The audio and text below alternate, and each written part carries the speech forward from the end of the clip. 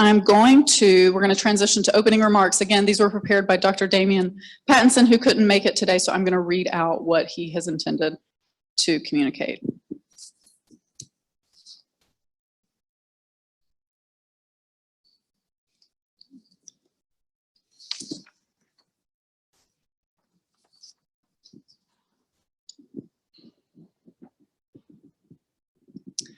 So this week is the 4th annual peer review week and is an opportunity to celebrate and reflect on the work that is done by academics across the world to assess, critique, and improve the work of their peers.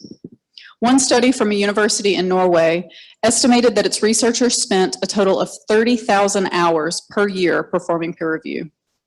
Given this is a task that is unpaid and usually uncredited, it feels right that we take time to celebrate this extraordinary undertaking. Each year, Peer Review Week focuses on a different theme. In the past, these have included recognition for peer review and transparency of peer review. And this year, the focus is on diversity and inclusion in review. This is a hugely important and timely topic. A recent study published on bioRxiv showed that reviewers and editors are significantly more likely to accept manuscripts by people of their own gender and nationality. This highlights the importance of having a genuinely diverse peer review culture that reflects the wide diversity of the larger research community. Here at Research Square, we have a long history of involvement with peer review. Our language editing services are used by most publishers around the world to improve manuscripts, making them easier for peer reviewers to read and understand. Our editorial services are used to take the burden off reviewers by ensuring basic standards of integrity and ethics have been met prior to peer review. And our burgeoning review service actually performs the basic task of peer review itself and rewards academics in the process. For our workshop today, we have invited speakers from both within and outside Research Square. First, we have Susan Spilka from the Workplace Equity Project, who will talk about how this project has been gathering data on workplace diversity and inclusion and what organizations can do to promote inclusivity. Next, we have 2 talks from Research Square staff. The first from Dr. Chrissy Prater, who will describe efforts we have made to support peer review and improve turnaround times on a number of open access journals. Then Dr. Damian Pattinson will discuss our work on encouraging transparency in peer review through new online tools and workflows. After a short break, we have a publisher panel where representatives from a number of publishing houses will discuss work they are doing to improve the peer review experience at their respective journals. We are delighted to host all these speakers and are deeply grateful that they have agreed to join us in our celebration of peer review this morning. Thank you.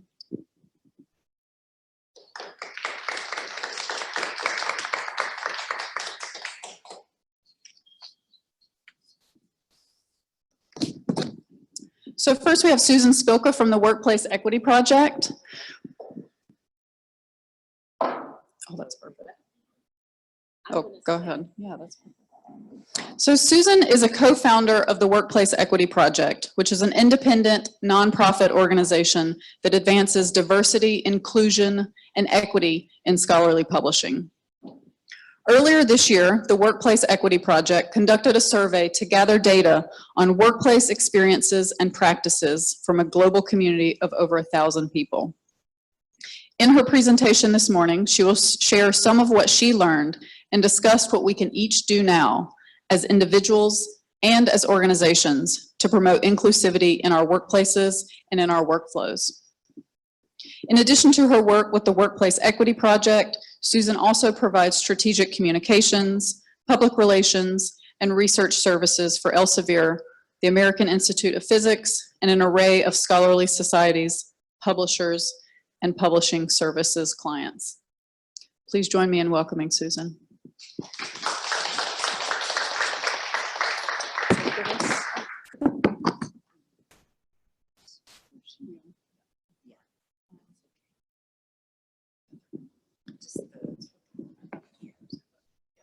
Okay, great. Thank you, Jody, for your gracious introduction and for inviting me to your conference. I'm really honored to be here. to be part of your peer review program. I've spent the last 25 years in scholarly publishing and know just how vital the work all of you editors and researchers do. Lots of people talk about changing the world, but you guys actually do it, and so thank you. As I said, I've spent much of my career leading corporate communications at Wiley. More recently, I've worked with Chorus, Knowledge Unlatched, and consulting in the industry. But today I'm going to talk about the work of the Workplace Equity Project, which Simone Taylor, Jerry Wachter, and I started a year ago. Our work aligns with your conference theme of diversity and inclusion, and the title of my presentation is Voices for Change in Scholarly Publishing. The change we're calling for is the achievement of a diverse, inclusive, and equitable workplace, workplaces in scholarly publishing. As you know, the industry is not there yet, but it's full of good people and organizations. Bias based on age, ethnicity, gender isn't blatant in our industry and our community, but unfortunately it is still firmly embedded in our organizations and institutions. And the result is that despite a majority female workforce, scholarly publishing is still male dominated at the leadership level, and there are very, very few people of color at any level. It's pretty much the same story throughout the research community as far as I can surmise. So what the WE project aims to do is shed light on these imbalances and derive insights that lead to solutions. Study after study has shown that diverse teams are more innovative and lead to better outcomes. Diversity and inclusion are key components of organizational excellence. Yet, unfortunately, there is still a very stubborn status quo. A survey conducted 3.5 years ago by Digital Science and Fordham University showed that despite a 63% majority of women in scholarly publishing, there were only 44% in management roles. Even more troubling was the lack of ethnic diversity. 87% of the workforce was white. Another study from the Association of University Presses showed a higher percentage of women in management, but there were a lot more men in director roles, 58% men versus 42% women. My quick review of studies about diversity in the research community shows similar imbalances with regard to leadership positions, grant awards, and authorship. The data is clear. Women in academic careers are disadvantaged compared to men in similar roles. Progress has been glacial, but I do think it's about to change. This is the right time to do the right thing. There's momentum from the Me Too movement, the gender pay gap study in the UK. It feels like we're at a tipping point. A positive sign is the outcome of research that Alice Meadows and Lauren Kane published in Learned Publishing a couple of years ago. The article, From the Podium to the Boardroom, looked at 7 major scholarly publishing conferences held in 2015. The average gender split of the speakers was 63% male to 37% female, with nearly 2/3 of all keynotes given by men. The study set achievable goals for diversifying the speaker roster, which, as we know, is a metric that reflects the industry's leadership pipeline. One only has to look at today's program to see that there's progress on these goals. And all the conferences this year have a really good showing of women, people of color, etc.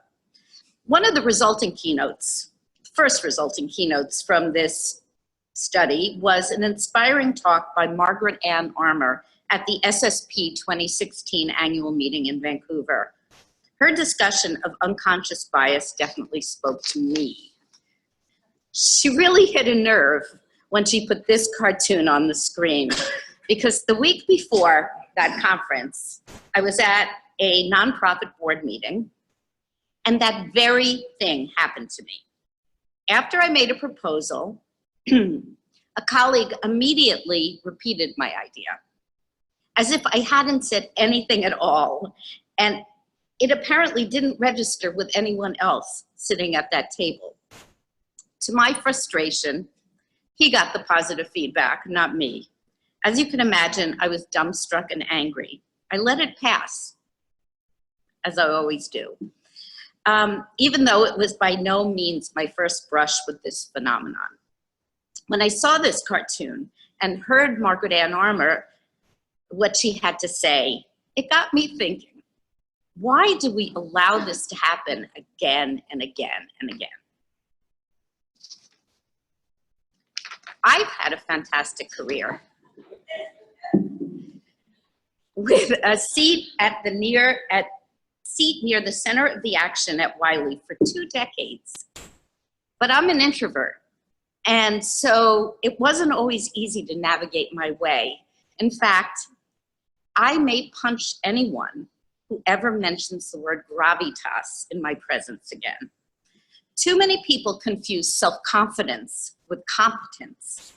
And according to a recent Harvard Business Review article that you all have to read, that's why so many incompetent men rise to the top over more competent women. And there are a lot of competent men, don't get me wrong, I'm not trying to say there aren't. But this article makes a strong case that the skills needed to climb the ladder are very different than what makes a great leader and teacher and manager. None of this is news, but I just never thought we could do anything about it. But maybe it's watching my 26-year-old daughter enter the workforce, and to that I have to say yes. I've become increasingly convinced that we can and must drive change, one person at a time, and starting with myself. Because if I'm being honest, I have to acknowledge how easy it is to misjudge and dismiss others unfairly. Because our expectations are reflexive, and our biases are ingrained, and we often don't notice when we do it. And being on the receiving end of it doesn't stop us from doing it to others. We often pay it forward in a not so nice way without realizing it. How many of you have been following the Scholarly Kitchen posts this year on diversity? Yeah, they're pretty incredible. One of them on being excluded, testimonies by people of color in scholarly publishing, really was very moving and opened my eyes. There was another great one on diversity in peer review last week, which if you haven't read, you should take a look, by Ann Michael. But it makes me cringe to realize how often we say and do things that unintentionally marginalize or offend others. What I'm suggesting today is that when you make the effort to see things through other people's filters, it's very easy to understand their perspectives and build positive engagement. I believe that this awareness is key to enabling an inclusive culture and truly equitable workplaces. Which brings me to the Workplace Equity Project. Last year, the Association of American Publishers Professional and Scholarly Publishing Division asked Jerry and me to put together an event to help them launch the Women in PSP Publishing series. We invited 4 panelists, including Simone, to talk about their careers to a packed house at Oxford University Press's New York offices and to a large virtual audience like today. Soon afterward, Simone, Jerry, and I incorporated the WE Project as an independent nonprofit organization dedicated to advancing diversity, inclusivity, and equity in our industry by employing research, communication, and advocacy to raise awareness and promote solutions. We sought data to validate anecdotal experience and establish a baseline to measure progress. So we launched the WE survey with the help of 17 industry organizations, companies, and a bunch of amazing volunteers. We gathered data on workplace experiences, practices, and opportunities from a global community that I'm happy to say included 1182 individuals. The WE project has sought input from colleagues all over the world every step of the way. It's a grassroots effort that relies on crowdsourcing, collaboration, and consensus building. One of the best lessons I've learned over the years is that when you work with other people, which you always do, and listen to what they think, you almost always come up with something that is better than what you could have and would have done by yourself. Research backs this up. Interacting with individuals who are different forces us to prepare better, to anticipate alternative viewpoints, and to expect that reaching consensus will take effort. But in the end, it yields better results. It seems obvious that a group of people with diverse individual experience would be better than a homogeneous group at solving complex, non-routine problems. It is less obvious that social diversity should work in the same way, yet the science shows that it does. In a perfect world, that's how it would work. Unfortunately, reality doesn't always measure up. But we are taking steps. As Margaret Mead said, never doubt that a small group of thoughtful, committed citizens can change the world. Indeed, it's the only thing that has. I'm glad to be doing my small part with my colleagues. So Jerry Simone and I have spent the last few months unpacking a treasure trove of data. The sheer volume is overwhelming. But I'm happy to report that this week we are previewing an executive summary, which will be available on our website next week. Jody printed out a few copies. You can email me, and my email will be at the end of this, and I'm glad to send you a copy of it. So let me tell you what we learned so far from the WE survey. The results show patterns in the comments and data among the demographic groups. The differences are not dramatic, but they are distinct. Understanding what these variations means holds some answers for how we can address the complex and embedded issues before us. Keep in mind that these are collective personas that I'm going to present based on selected comments and data from those groups of survey respondents. They represent a summary impression of perceptions about attitudes, opportunities, and barriers. And this is important. As you listen to the comments, please remember that what may seem untrue to you may just be a function of your own perspective. This is something we have to remind ourselves to do at work and in life. It is a discipline, and you have to practice it.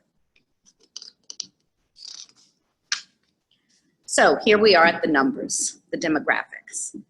The WE survey targeted publishers in related industries, not active researchers, for those of you here. But that said, editorial respondents hold doctorates, have spent time in labs, and are affiliated with universities and societies. So there's some parallelism I think we can count on.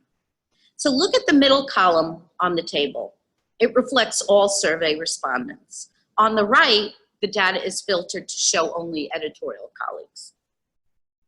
Editors are more likely to be female, younger, heterosexual, have PhDs, and fewer caregiving responsibilities than the overall survey respondents. Note that there are fewer men and more people who work part-time or as independent contractors. This group makes less money than our survey norm. Overall, WE survey participation included a lower percentage of men than other research and industry estimates. This could be because some men don't see diversity as their own problem and therefore didn't take the survey. We see this point of view in the survey data and the comments throughout what we found. The truth is that blindness to the challenges of others is evident among all of the respondent groups, pretty much all of them. It's an important finding. Now let's take a look at workplace experience. Compared to all groups, our Black, editorial, and 36 to 50-year-old colleagues find work-life balance more challenging. The finding for editors correlates with overall data that shows that those with PhDs are least likely among all respondent groups to achieve balance.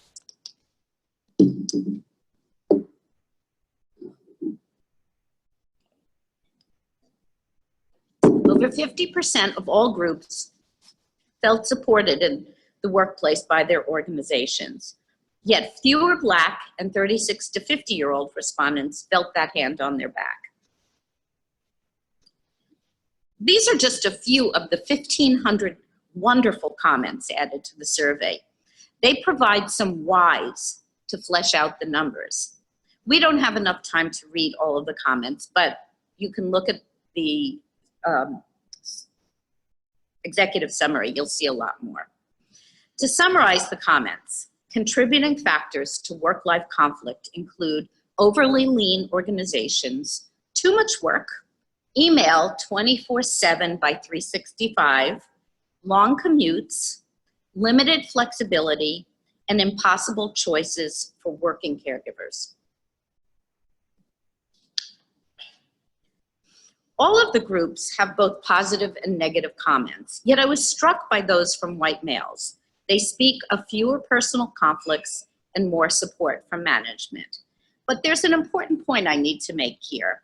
We're not trying to, and we should not, assign blame on any individual group for the status quo. It's not anyone's fault. Blame is divisive. Our intention is to promote inclusivity. We are all complicit in perpetuating bias. If we are to succeed, we need to invite all parties on board and make the case that workplace equity is in everyone's best interests.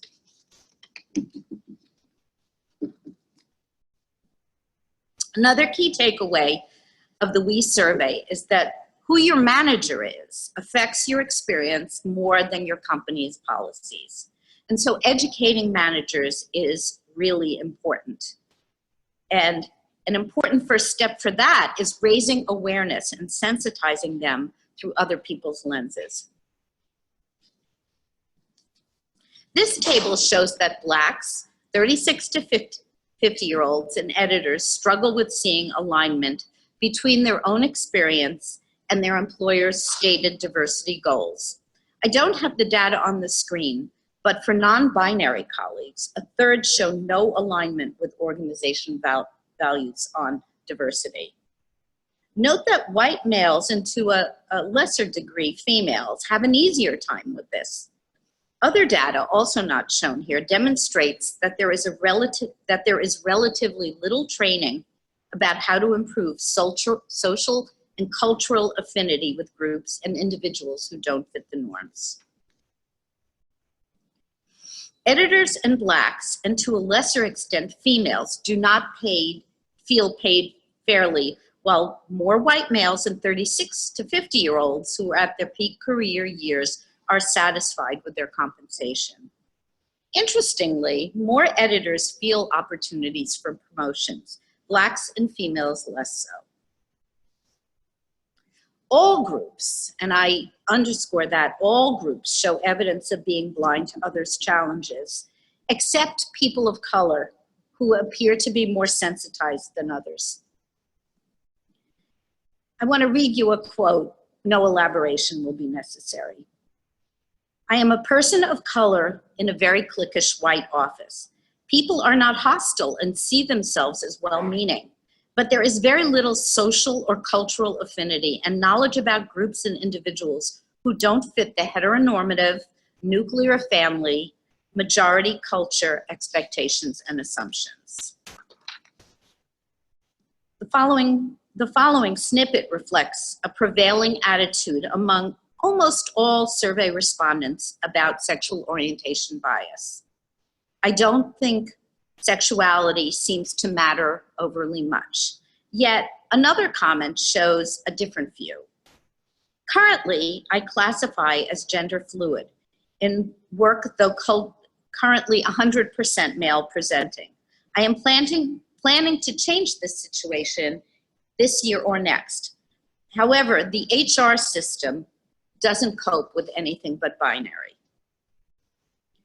So to sum up, the WE survey found that certain groups of respondents from these 4 demographic categories, age, gender, ethnicity, and geographic location, experience slightly more bias than others in their workplace experiences. Looking ahead, our challenge is to identify strategies to enable them and their organizations to drive initiatives that close those gaps.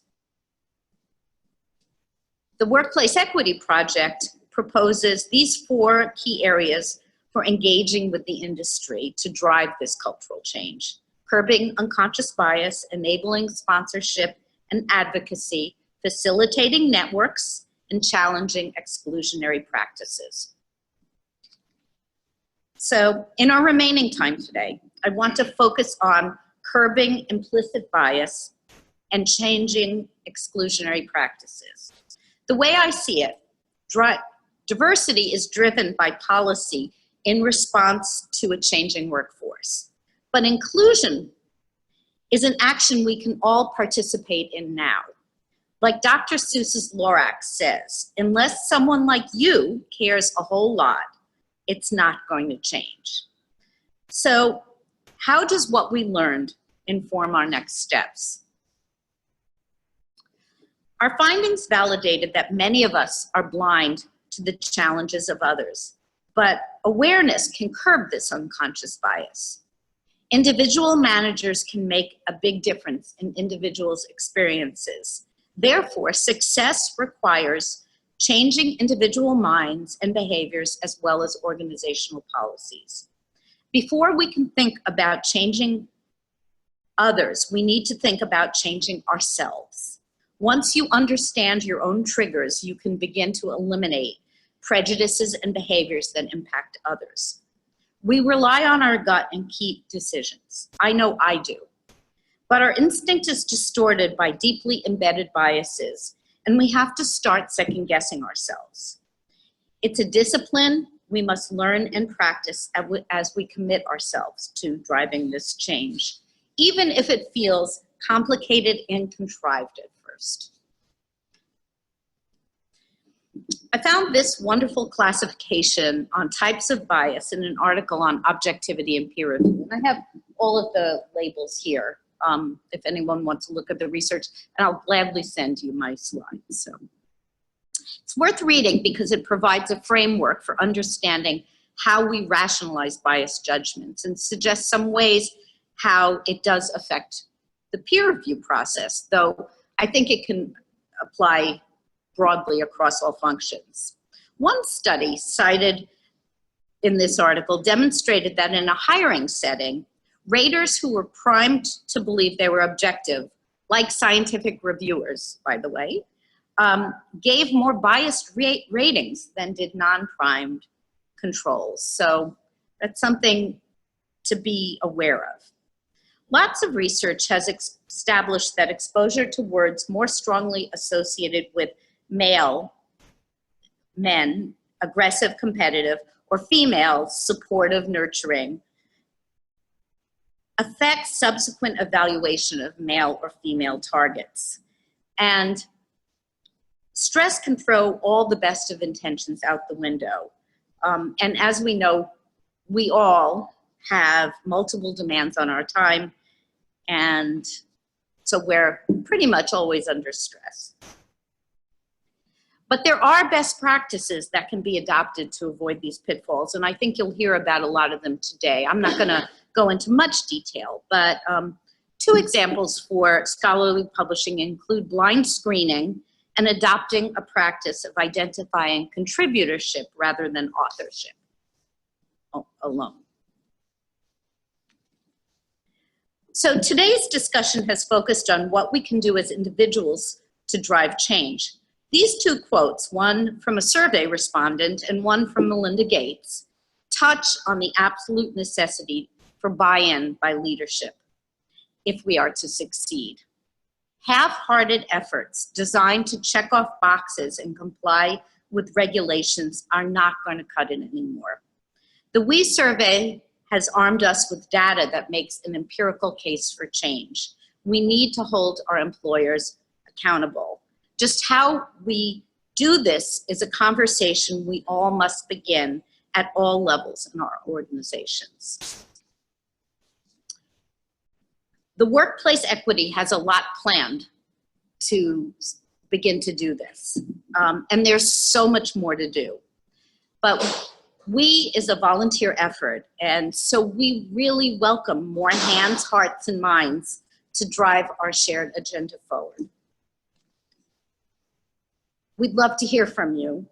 So email us, check out our website. Next week we'll be posting the executive summary, and please volunteer. We need your help.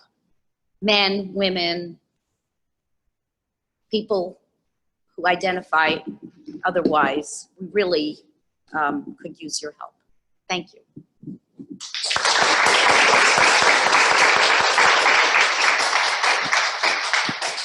Thank you, Susan. So we have about 15 minutes for question and answer if anybody has any questions for Susan. We're also going to be taking some questions online.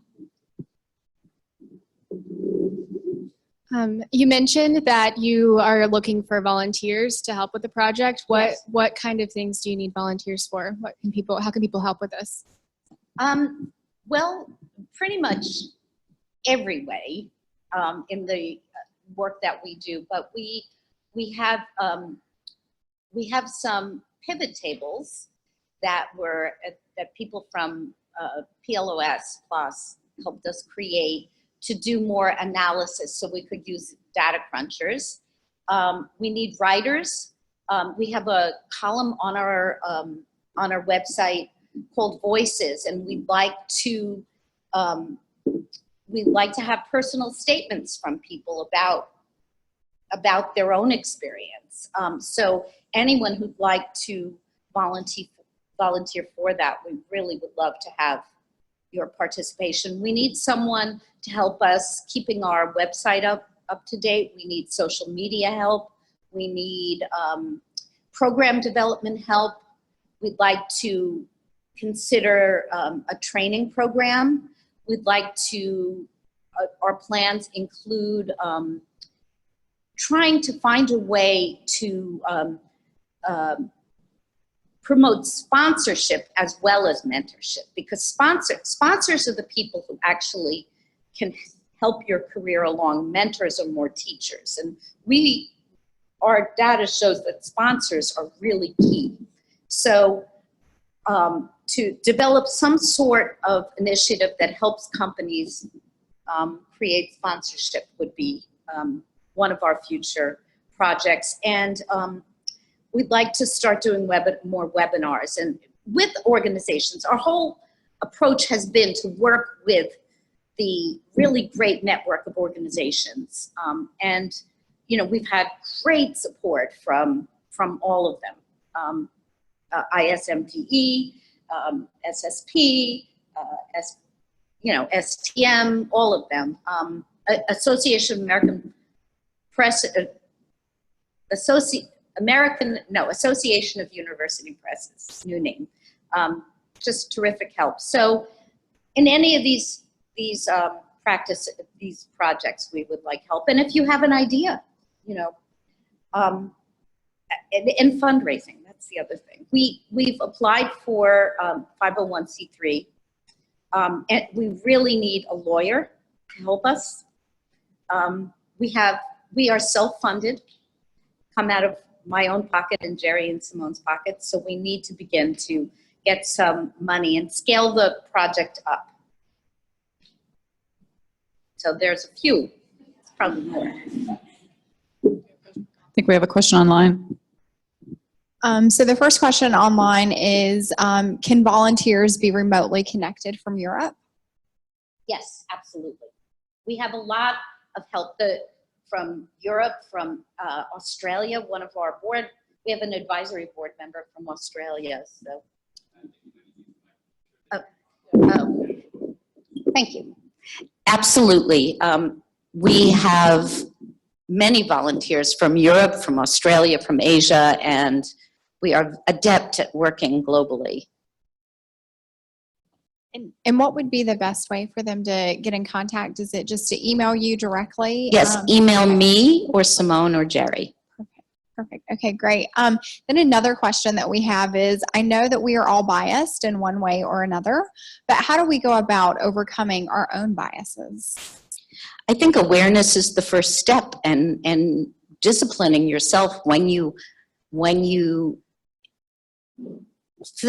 second guess your own reaction to something. I know I've begun to do this, and I instinctively draw conclusions about other people, but I stop myself and I say, is that really true, or am I just making an assumption, and should I give this person another chance? And very often what happens is you're really surprised that if you overcome that initial reaction to a characteristic that raises your hackles, you get something back that you wouldn't have expected. I think that's sort of the most basic way of doing it. I think that there are more techniques, but that's a start. So this question moves a little bit from the workplace into just bias in the peer review process. But we were giving some talks down in Brazil in May. One of the questions we got a few places was, I sent my paper to this journal, and the reviewer said that my work wasn't good enough, it needed to do these 3 things. I did these 3 things, and then it was rejected, and I really feel like it was rejected because it was coming from Brazil. We deal with a lot of international authors. Do you or anybody else in the room, and feel free to write your thoughts online if you have any thoughts, how would you answer an author who is worried that they're being biased against because of where they're submitting from? What advice would you have? I think I would I'm no expert on peer review, so, but I think the two suggestions that I did make are a start: the blind audition or whatever, and I think that second guessing yourself to make sure that that's not the case, and more transparency perhaps in what it is about the article that doesn't measure up. You know, having more, I think when you get rejections, very often it is very unclear why. And I think it can be helpful to know what it is that isn't right. If anyone else, you're welcome. If anyone else has any suggestions.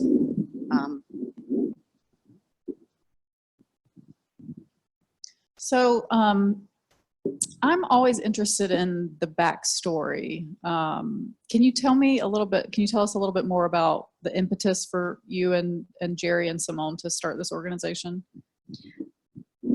Sure. As I said,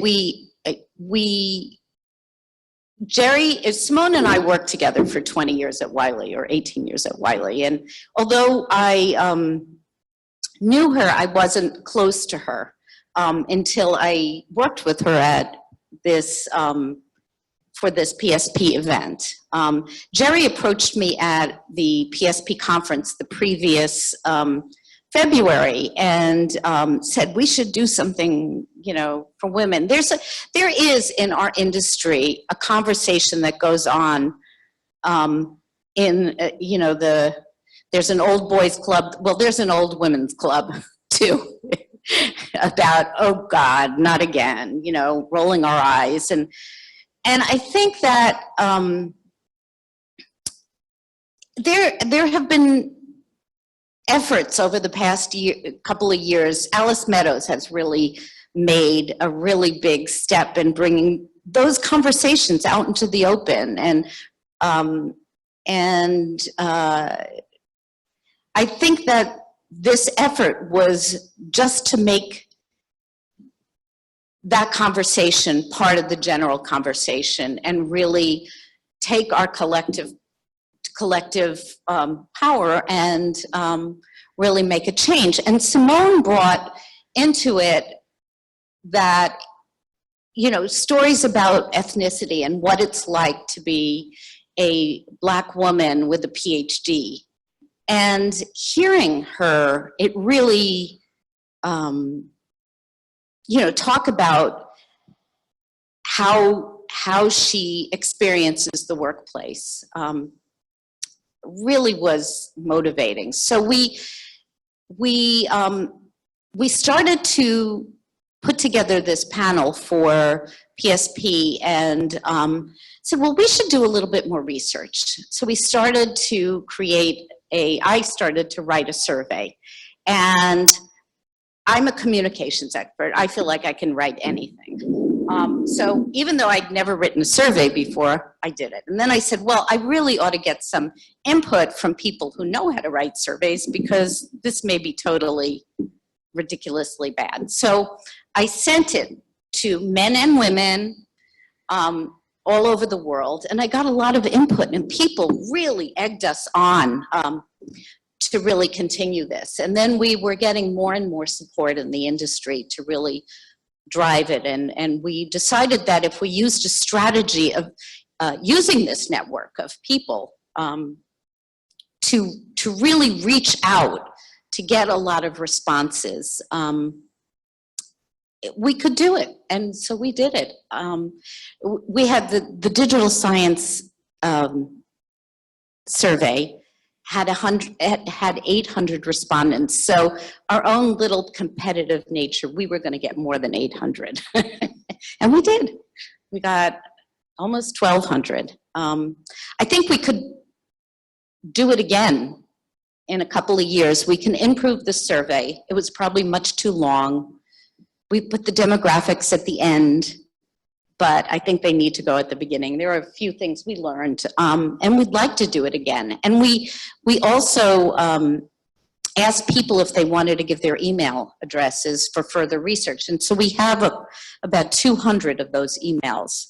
So we could do little mini research. So if we can get this going, and we don't have to just do it on diversity, we can look at individual topics. Simone would like to do something on bullying, which is something that people, all of us, you know, a lot of people experience in the workplace. And it's, anyway, is that? That's great, thank you. Does anybody else have any questions for Susan? All right, please join me again in thanking Susan for her wonderful presentation.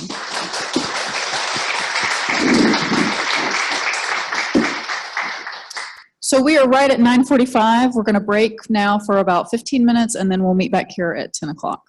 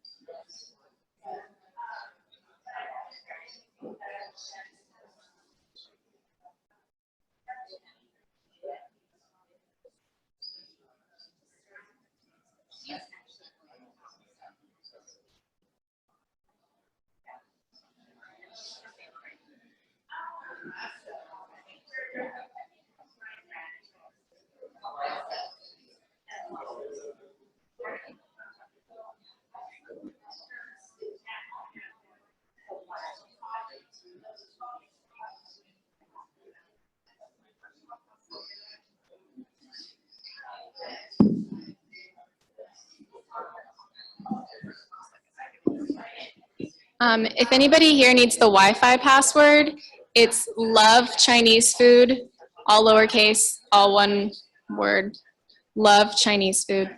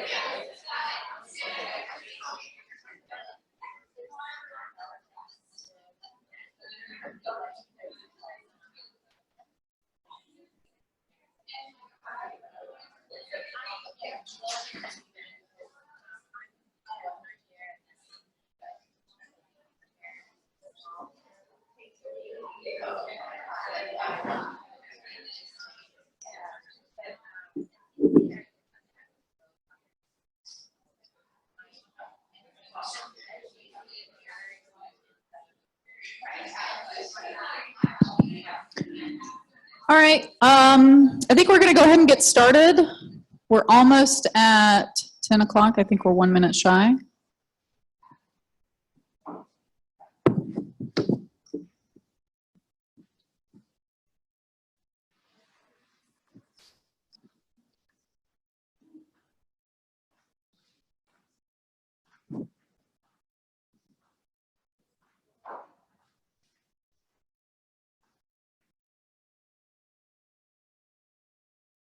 So I'm going to go ahead and give an introduction to our next speaker. So next we have Dr. Chrissy Prater, and her presentation is entitled, "What's Taking So Long?" So Chrissy is a Senior Product Development Coordinator with Research Square's Editorial Services Division. This division focuses on evaluating research quality and reporting quality in scientific manuscripts. Her current work involves helping authors find the most appropriate and receptive publication outlets for their manuscripts. In this session, she will discuss why a journal may be taking a long time to review and decide on your manuscript, and how a new approach to peer review for sound research journals can help editors get first decisions back to authors faster. Please join me in welcoming Chrissy.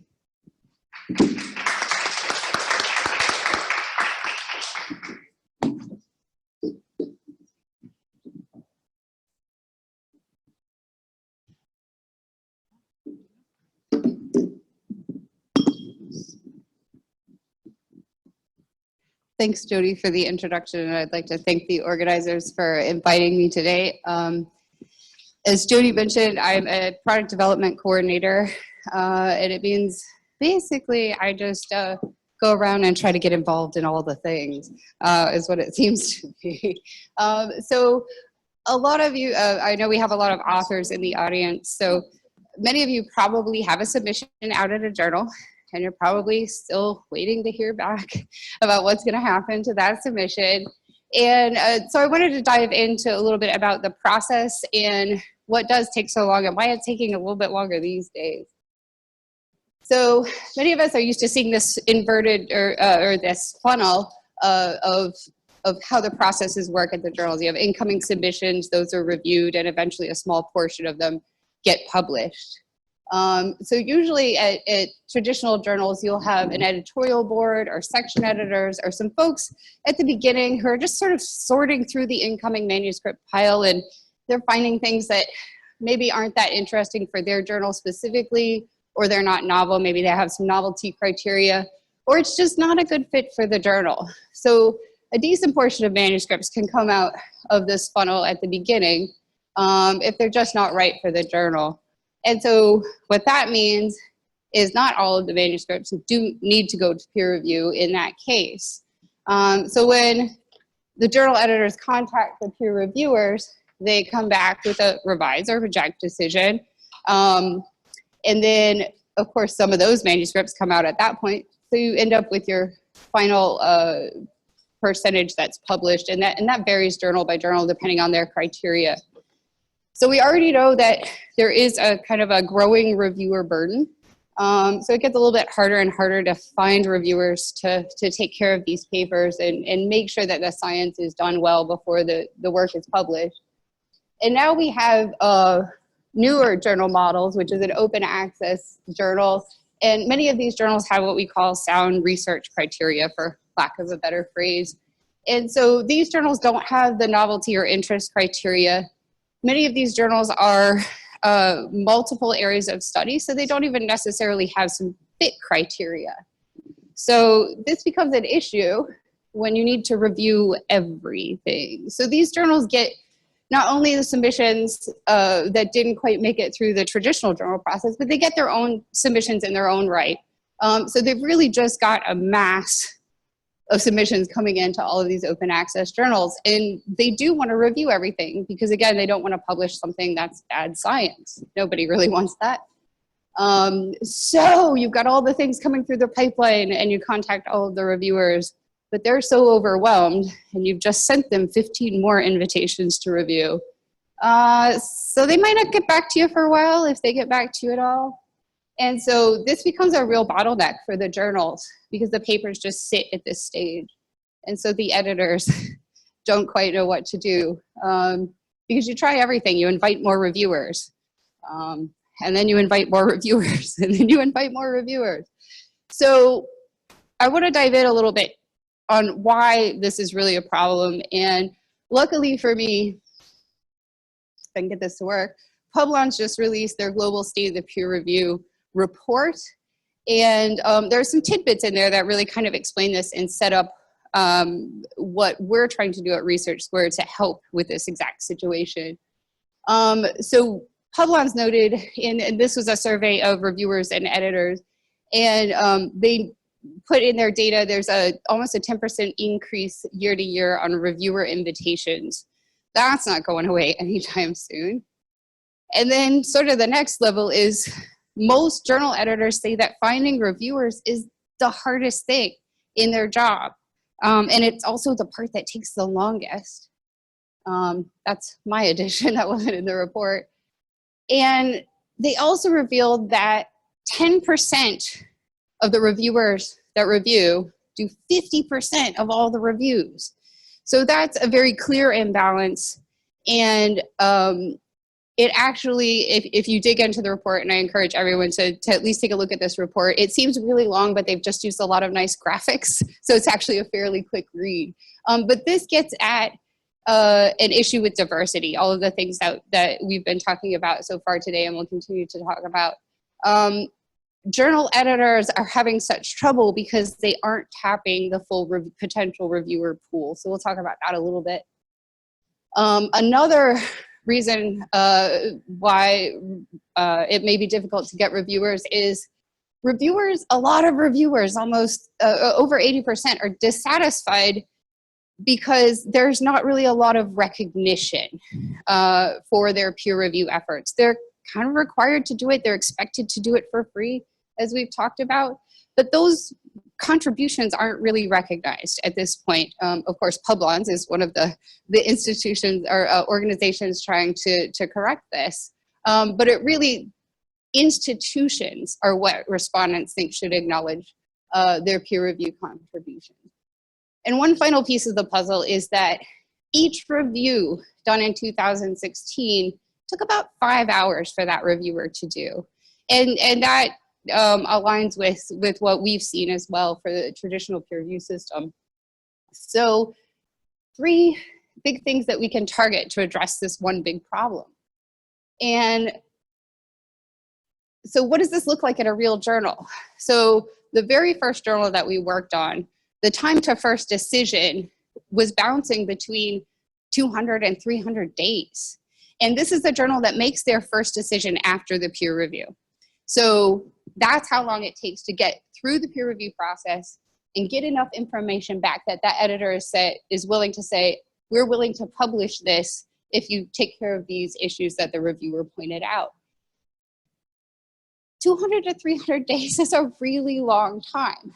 So what can we do to help? It's a bit of a teaser here. Behind the green box is what happens after you implement some of the concepts that I'm going to present today. But first I want to talk about our approach. Of course, these papers are just sitting here. So what can we do as a third party to help bring down any given journal's time to first decision and get that answer back to the author so they can move on with their career and their life? So we need to help editors make the decisions quickly and confidently.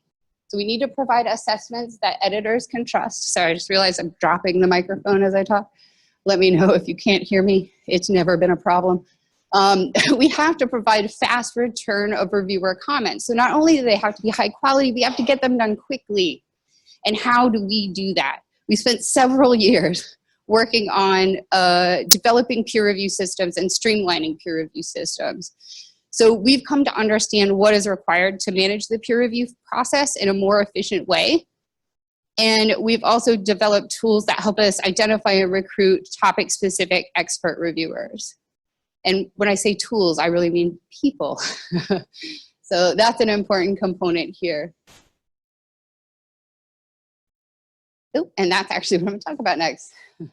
So how can we get good reviews really fast? Even on some challenging manuscripts at really high volume. Not all of those submissions that are coming into that open access journal are actually ready for submission. But depending on the journal, they may not have a lot of what we call pre-screening process. So again, all of these manuscripts are going to review. They might not be that interesting. So how do we deal with it? So we created at Research Square something called Research Quality Evaluations. And this is a fast, portable, sound research peer review.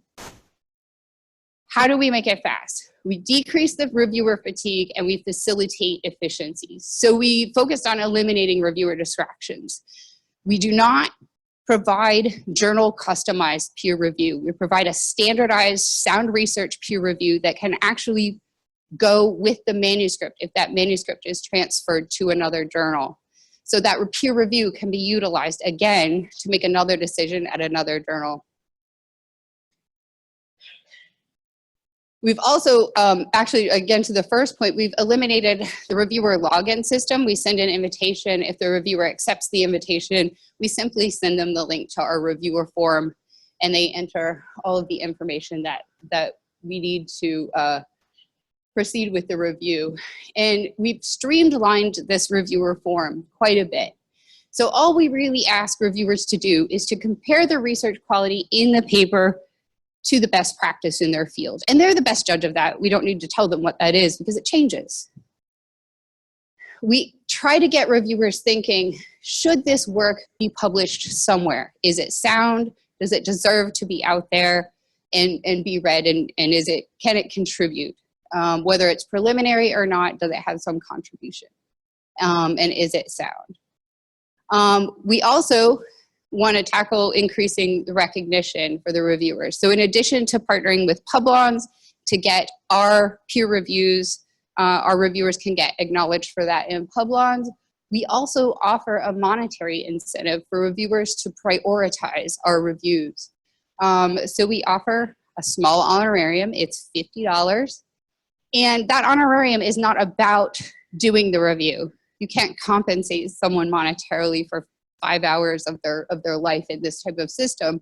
What we offer the honorarium for is so that they will make it a priority in their schedule. And we've seen that that works. We actually ask the reviewers to complete the evaluation within 4 or 5 days. And we've shown that that works very well, actually. I'll show you some data in a little bit. We also, to tackle those issues that Publons presented very well recently, we want to encourage diversity and we want to encourage fairness in peer review. So we've made an effort to include potential reviewers that are typically overlooked. And if you dig into that Publons report, you'll see that one of the points that they make is that reviewers from non-established research countries will respond quickly to peer review. And they say yes quickly. And I think they were a little bit slower to complete the review. But basically, I think the point that Publons and some other evidence that's been presented recently is trying to make is that there is a large pool of potential reviewers out there. And just because they aren't in a country that you're used to dealing with, like the UK, the US, Canada, these major established research countries, doesn't mean that they can't review your paper. They know about their area of study. So we include these potential reviewers. We also make a lot of effort to minimize these cognitive biases that were presented already. And I can say that as a peer reviewer, and I'm aware of cognitive bias, but still when I'm looking at a manuscript from a journal, the first thing that they hit me with is a title page with all of the author names and the author institutions and all kinds of information about this person. And so I can't help it. I've already got that information in my head. I can't get it out. And so as a person who, I'm a researcher, I constantly look for explanations for things. If there's something I have a question about in the manuscript, my brain's gonna go, oh, maybe they didn't have this resource, or maybe, you know, I'm gonna use all of that information that's stuck in my head. So what we do is we actually use what we call a triple blind system. So during the peer review process, the author names are redacted from the manuscript. The author institutions are redacted from the manuscript. The acknowledgement, the names in the acknowledgements are redacted. The names in ethical disclosures are redacted. So a reviewer would actually have to want to work hard to try to figure out the author identity, and we can't stop that, but reviewers don't have a lot of time, so they probably aren't gonna do that. Our goal is just to get the reviewer into, well into the content of the paper before they start thinking about where is this paper from. And their geographic bias, gender bias, all this stuff we talked about. So we just try to eliminate as much of it as we can. So let's get to the hard part, which is finding the reviewers. So over the years, we've developed an internal database of current and potential peer reviewers. We're at 10,000 plus folks from all over the world, as I mentioned. We also have a system that we call on-the-fly recruiting. And so we have teams of folks that go out on the internet and they have a specific manuscript title that we need to find a reviewer for. So they go look at all of the researchers who are doing that work and look, can we find information that verifies that that person is actually that researcher? Do we have contact information for them? And then all of that goes into the reviewer database. So we use kind of a triage system to increase efficiency with our invitations, and I won't go into that. I want to speed it along here. When a reviewer says yes to our invitation, we send the redacted manuscript, and we just, like I said, send the link to our RQE form. I'm not going to go through the whole form, but basically it just starts with a text box, a little prompt. It says, what do the authors do well? What doesn't meet best practice? And we let the reviewers judge for themselves based on their expertise what should have been done in this type of study, because they are the expert. After we ask them to just dump their comments, because one of the things we've discovered is they're just going to dump their comments at the first opportunity you give them. So let's just let them do that. And it's informative.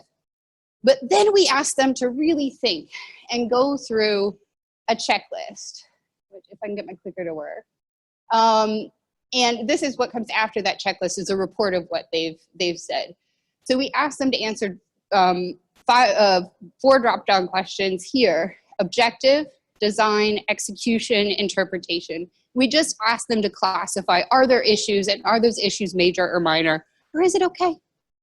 And so they've already given their comments. So this is really just a classification system. But what we're able to do, the form that we use is enabled with logic jumps. So if a reviewer indicates there are any issues in any of these areas, we pull up another question. So it's really a very short review form. It reduces reviewer fatigue, but when there needs to be some extra comments, it pulls up an extra question, and that says, what do the authors need to do to fix this work?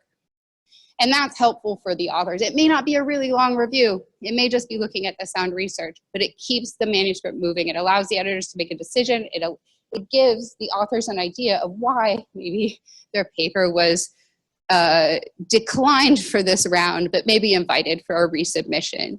So that's helpful. But the coolest thing about this whole system is at the very end of this form, I ask them, what's your availability? And what do you think about what we're doing here? And I'll just preface this with, all of this data is biased, because if someone has said yes to our wacky, wacky peer review system, they're looking for change. They're looking for improvement. So they're willing to test us out. So 85% of our submitted reviews have this box filled out with thoughts regarding our system. And right now that's over 2,600 comments. Not 2,600 reviewers, because reviewers have done more than one review with us. And it's great to go through all of these comments. It's very uplifting to read them, but I didn't know how to present them. So I took all of the comments, all of the text, and I dumped it into a word cloud generator. I said, let's see what we get. The top 3 words, and reviewers can be wordy, and you can see there's a lot of little words in here, meaning they used a very large breadth of language. But the top 3 words that were used in this feedback were like, good, and good with a capital G. They just called that out separately. What comes across is it's overwhelmingly positive, and that's because reviewers appreciate the issues within the system that they're working.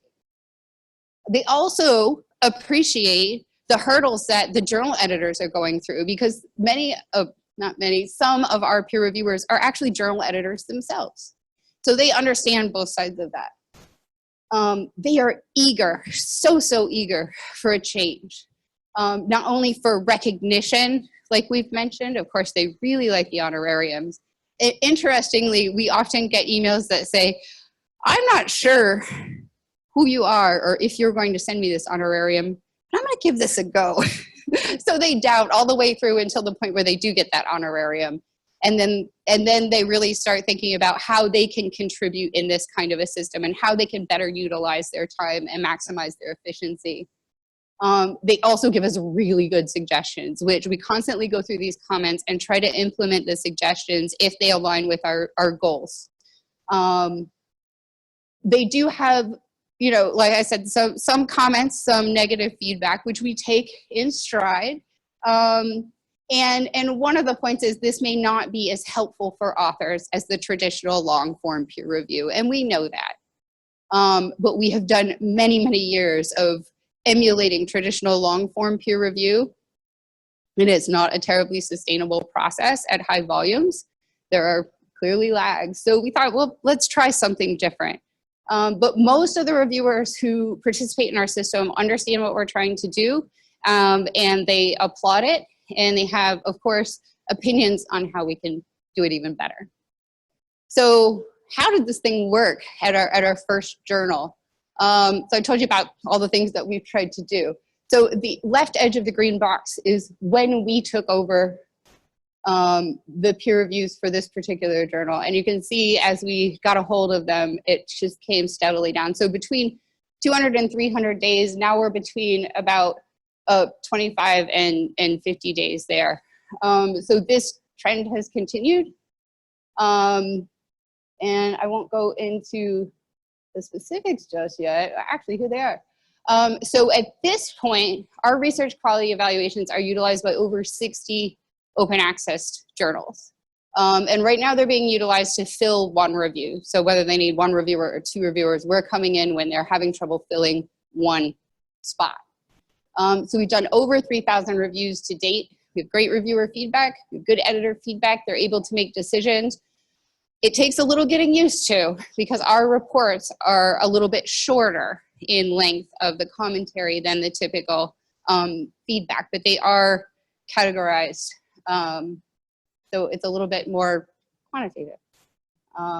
We actually have good metrics. So 80% of papers, even at the high volume that we're doing now, 80% of the papers are reviewed in 20 business days. There's always some proportion of papers for which you're not going to find a reviewer, even if you maximize your effort. We have a 9 business day average from the time we send the first invitation on the paper to when the review is actually completed. So this seems to be an improvement over the times that many journals quote for that step of the process. Depending on what you're reading, it depends on what they include in that step of the process. But this actually goes from trying to figure out who we need to invite to actually sending the invitations, getting the responses, getting the material out to the reviewer and getting their comments back and delivering it to the journal. So that 9 business day average is actually pretty impressive to us as well. So we're happy about that. So we've discovered that the research quality evaluations can be used to supplement the traditional journal process in different journals, 60 journals now, when they have trouble finding multiple reviewers. So that worked. What's next? We would like to expand this to a 2-reviewer RQE workflow. So we've done multi-reviewer workflows with rubric before in a more like sort of traditional journal model peer review. We've done up to 3 reviewers plus a statistician reviewer. So fitting that type of workflow into the RQE system, we've done some preliminary testing and little technical hangups. There's twice as many things to organize, but we're actually going to be launching that very soon with another journal that has just come on board with us. That kind of sums up what I wanted to talk about, and I've talked for quite a while.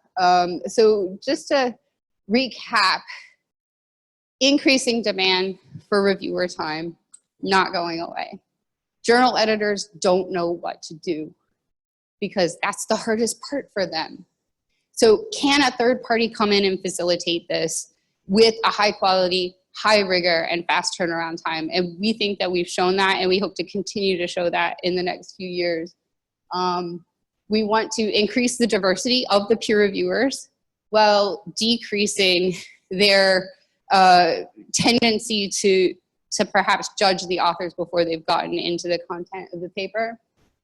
We want to recognize peer reviewers. We think that they should be acknowledged for doing these reviews. And we're not opposed to honorariums, clearly. We don't know if that's the right fit for every journal, but we've found that it's very effective to get reviewers to trust us about what we're doing and our motivations. We're also very clear in the emails to reviewers what our motivations are, because it's odd right now for a third party to be doing this, but we hope it actually becomes the norm because you could increase the standardization and actually increase the quality and decrease the turnaround time. We just want to simplify peer review and have it work on a larger scale for the newer publishing model.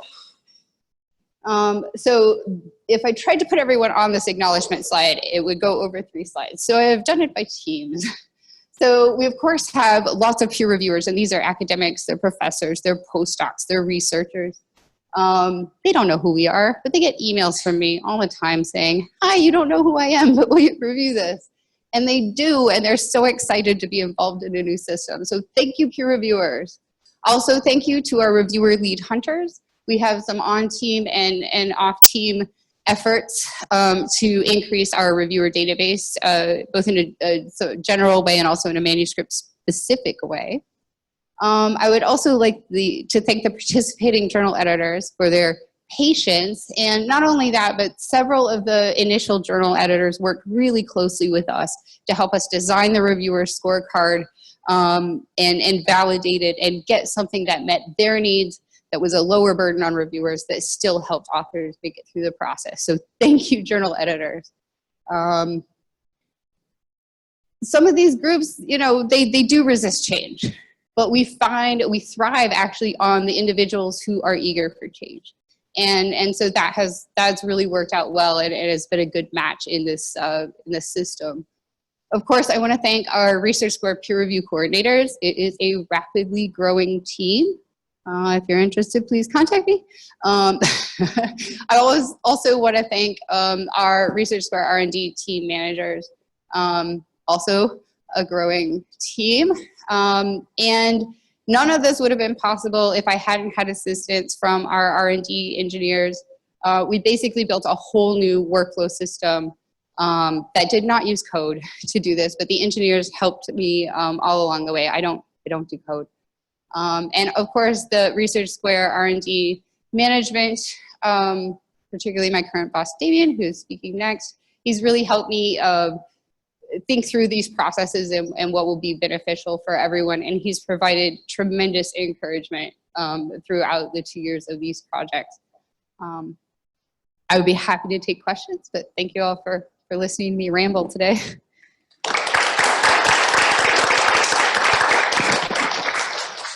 So we have time for 1 or 2 questions, if anybody in the room has. Hi, thanks for that. I was just wondering, from what you showed us that's in the review, what's made visible to authors from that? So as I mentioned, during the review process, there's a lot of blinding, but the journals that we're working with now are fully open access journals. So that review commentary is published alongside with the manuscript at the end. Now, what we're about to do is an experiment to determine what proportion of our reviewers will opt into actually signing those reviews. We didn't want to start that way because it's a very restrictive system. But the journals that we're working with, even though they're fully open access, they've agreed for now to simply label the reviews with Research Square. And so what I'm going to do is I'm going to modify the form and allow reviewers, of course this requires some messaging and things like that, so reviewers don't freak out. No, this is optional. Do you want to sign your review?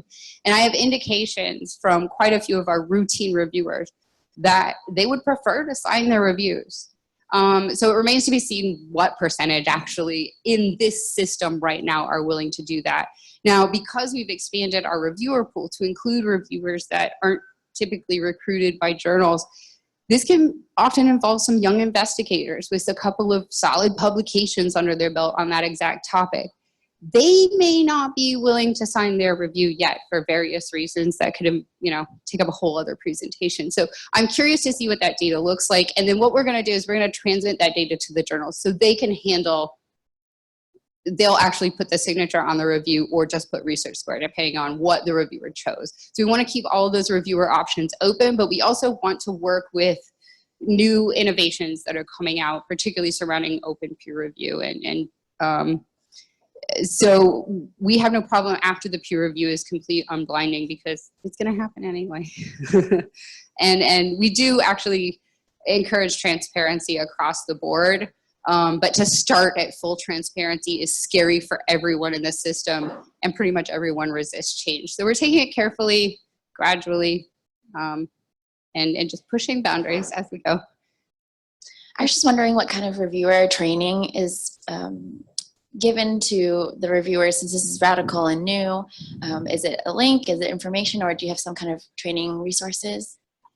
We do not get into training contractors. There are legal reasons why you can't train a contractor, but we can provide guidance. So a lot of what we do is we set expectations. So in the invitation email, it's quite long actually at this point, and we explain what we're trying to do and why and how. I basically just tell them, we're going to ask you for your comments.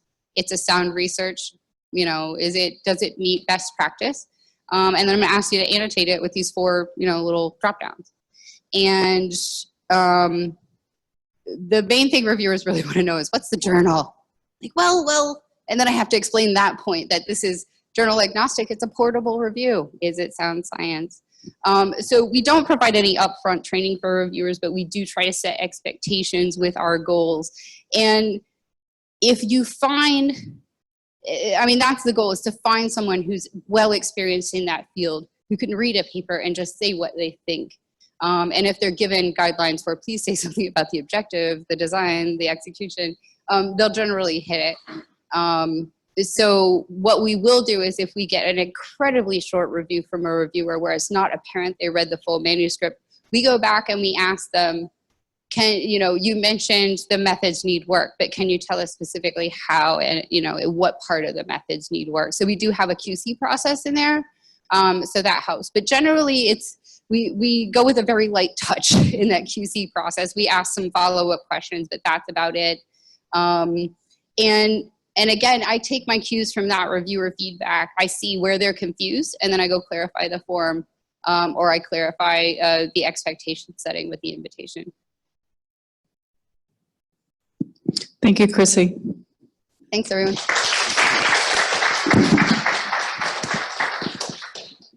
So next we're going to transition to Innovations in Peer Review by Dr. Damian Pattinson. I'm just going to introduce Damian. He is the Vice President of Publishing Innovation at Research Square, where he works on open peer review software and services for publishers and journals. So in his talk this morning, Damian will summarize the different forms of open peer review and talk about the work that Research Square has been doing to support and promote it. Give us just a second. So he's going to be joining us remotely, so it'll just take a second to sign him in.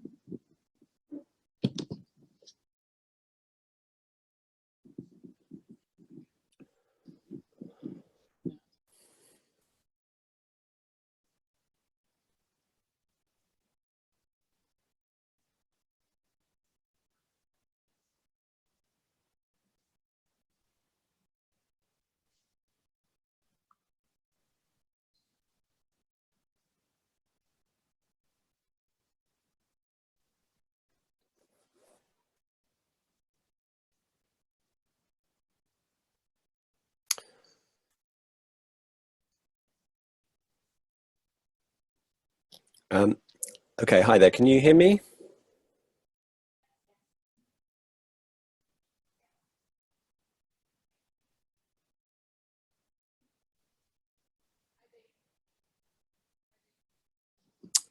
Hi, Damian. Sorry. Hi there. Hi. Okay. How's everybody in the room? Yes, we can hear you just fine. Okay, great. All right, so let me just share my screen.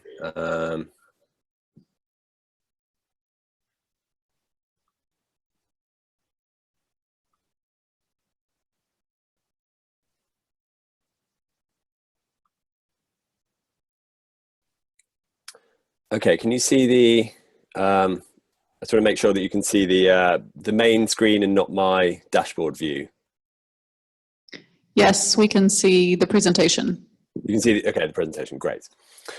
Okay, thank you so much for the introduction, Jodie. I'm so sorry I'm not there in person. I was intending to be, but yes, the hurricane was slightly off-putting, I think, for me traveling from London to Raleigh-Durham would have been, I think, problematic, especially trying to leave. So I thought it was safer to do it remotely, but I apologize for not being there in person.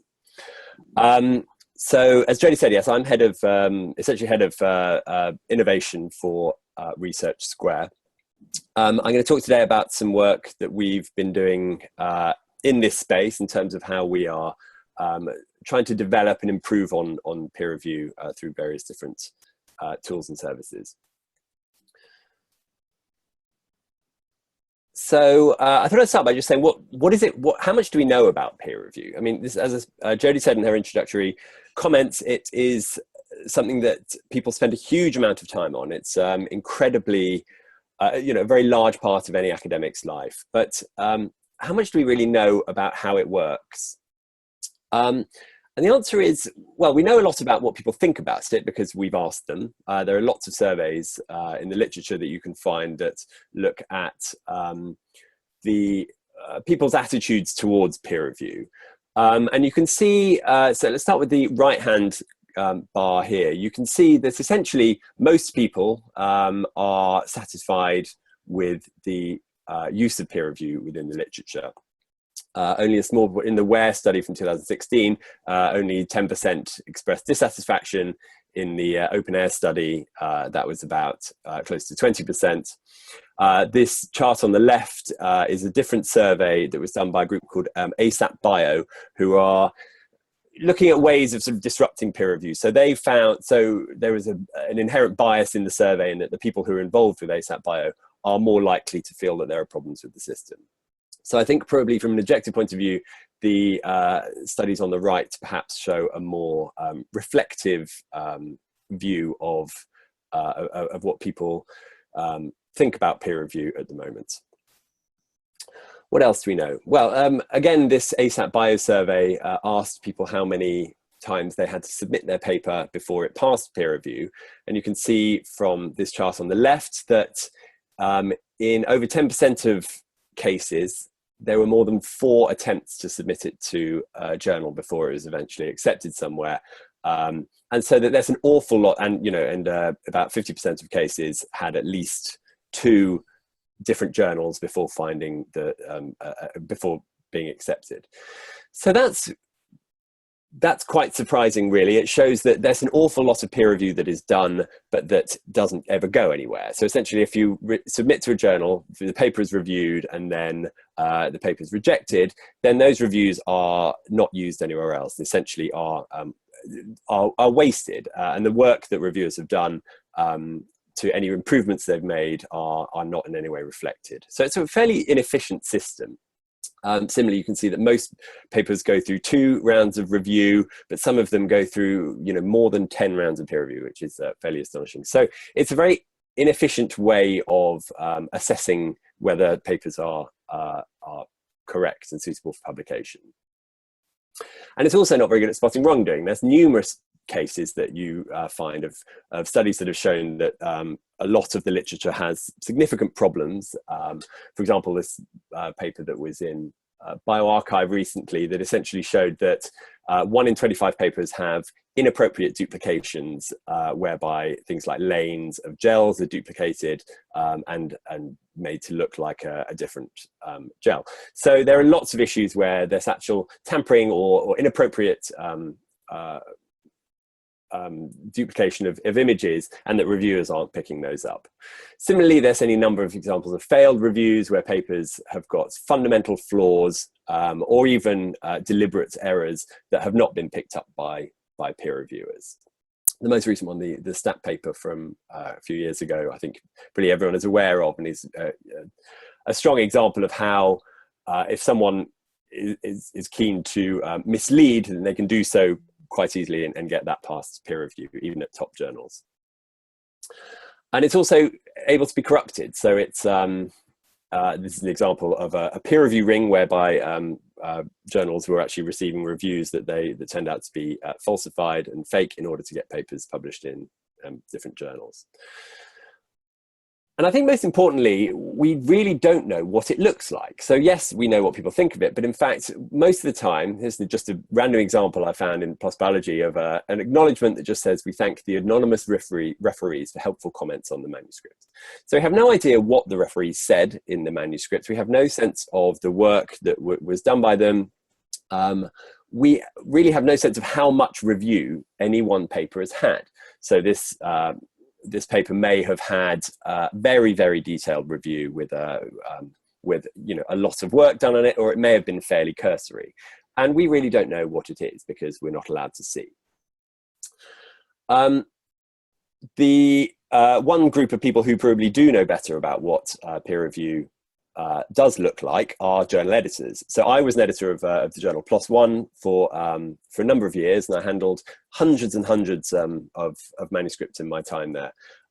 So I think I probably have a pretty good idea of the sorts of issues that you see as a journal editor as in peer review. And I think my main takeaways have been that there is incredible inconsistency. You really it's rare that you find 2 reviewers making the same recommendations, and they'll often miss one of them will miss significant errors in the paper. And so you always have this sense that perhaps there are lots of things that aren't being picked up by the reviewers, and that the people you ask are just a small fraction of the total number who would be able to make other comments on a paper. and that therefore this model, I call it the 2+1 model, essentially 2 reviewers and 1 editor. Essentially, you get 2 reviews, the editor then makes the decision based on those reviews. It's sometimes 3+1. In fact, 3 is becoming more common on some journals now.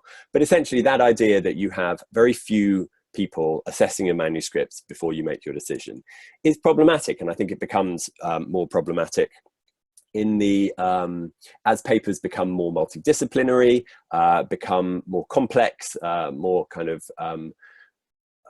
requiring a lot of different forms of expertise. This idea that you can find a single or 2 reviewers who will be able to cover all of those aspects of a manuscript, I think is struggling now. So overall, my feeling is that peer review does improve the literature, but perhaps not enough to justify the amount of time it takes. And I think Chrissy's presentation previously is a great example of the fact that peer review, it has got very, very slow. And every day that is wasted where a manuscript is stuck in peer review is a day that that paper is not shared amongst the broader scientific community. So these have very, very profound implications. If a paper is sitting that has some very, very big finding, but it's sitting for a year without anyone being able to read it while it's stuck at review, then that is slowing down the entire scientific endeavor. And I think that has very grave consequences. I'm not alone in having concerns about the way review works at the moment. Here's a quote from Richard Horton, who's the editor-in-chief of the journal The Lancet. He said, "The mistake, of course, is to have thought that peer review is any more than a crude means of discovering the acceptability, not the validity of a new finding. We portray peer review to the public as a quasi-sacred process that helps to make science our most objective truth teller. But we know that the system of peer review is biased, unjust, unaccountable, incomplete, easily fixed, often insulting, usually ignorant, occasionally foolish, and frequently wrong." Richard is certainly on the more extreme end and does like to make quite polemical observations. So do take that with a grain of salt. But I think it's an interesting insight from a journal of one of the leading, the editor of one of the leading journals in the world. However, it's others are more, I think, sanguine about it. This is a quote from Mark Walpert, who is the director of the Wellcome Trust. Previously, he's not anymore, actually. Who said that, as Winston Churchill said about democracy, that it is the worst form of government except for all other forms that have been tried from time to time. So is the case for peer review. And I think that's probably a more fitting expression of what people feel about peer review. Yes, it's flawed, but as yet, we're yet to find a better system of assessing research.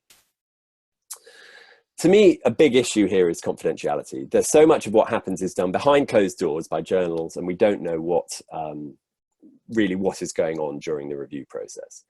So the problem with confidential review is that it means that we can't study the effectiveness of the peer review system. We can't actually objectively say how effective it is. Reviewers are unable to gain credit for their work. It makes it harder for new reviewers to learn best practices for performing their own reviews, in that they can't actually look at a lot of reviews before they do their own and learn how to do it properly. Readers lose a lot of useful information on the validity and usefulness of the paper. Confidential peer review is often very negative. That's something I have certainly experienced, that reviewers find reasons to withhold papers from the public and not to make them available. Essentially, the model is set up to find reasons for rejecting papers rather than to find reasons for improving and accepting them. And it allows journals to be less accountable for their decisions. The kind of sanctity of the peer review process is something that journals often use as a means to not show how they've arrived at a decision, and it makes it harder to discover how robust that decision is. And again, I think that's problematic where papers become are shown to have errors. So this was a comment that came out from last week's Nature, and it was actually from the organisers of ASAP Bio, but other people as well. And essentially, it was a call to publish peer reviews. And alongside that, there was an editorial in Nature from the Nature editors that expressed an interest in publishing reviews alongside manuscripts, and that was not quite a commitment, but certainly a kind of enthusiasm from the Nature editors to actually open up their peer review process. And that's something that we're hoping to see from Nature and the Nature research journals fairly soon.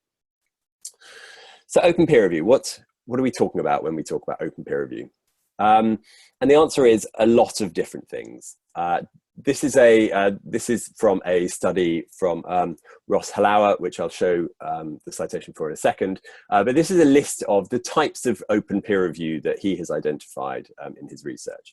You can have open identity, which means that you name the reviewer, that there is the identities of both sides are made available.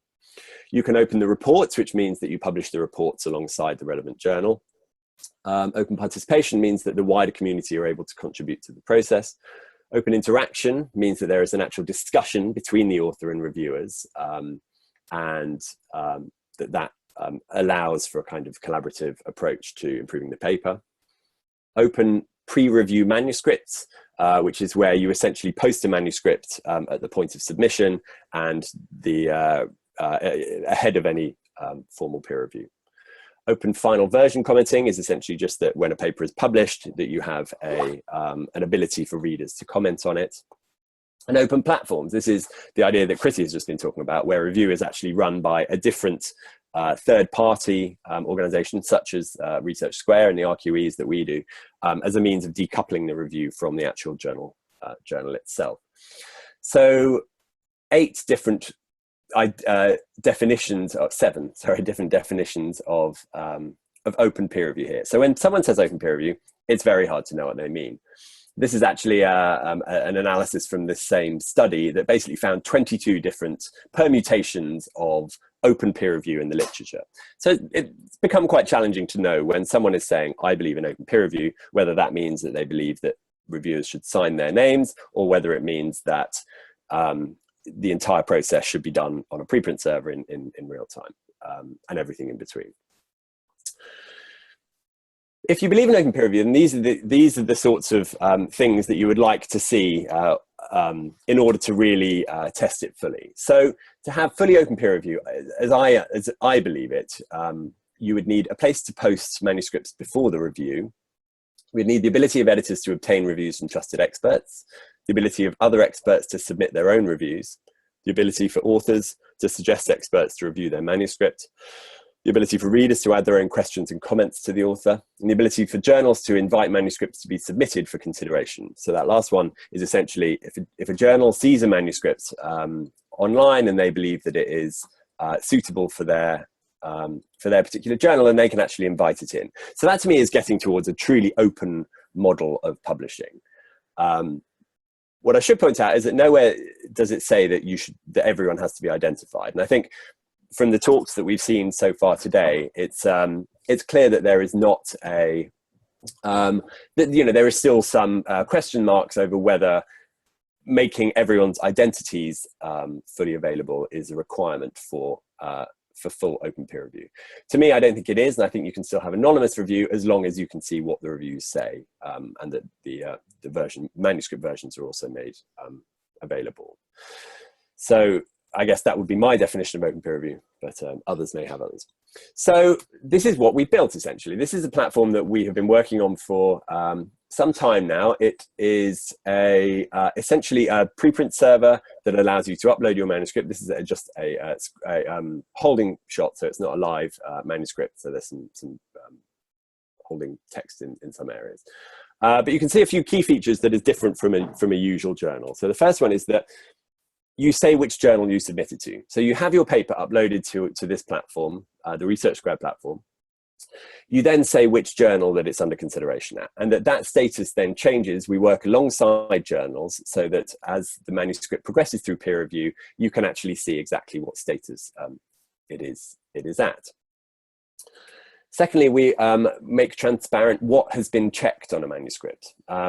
A very big part of what we want to achieve here is that we want to make fully transparent exactly what has been looked at on a manuscript. So for example, has it been checked for plagiarism? Has it been checked for ethics or for figure manipulation, as I showed earlier? Any number of these elements of assessment that you sort of hope a journal office will do, but you don't really know whether they are doing at the moment.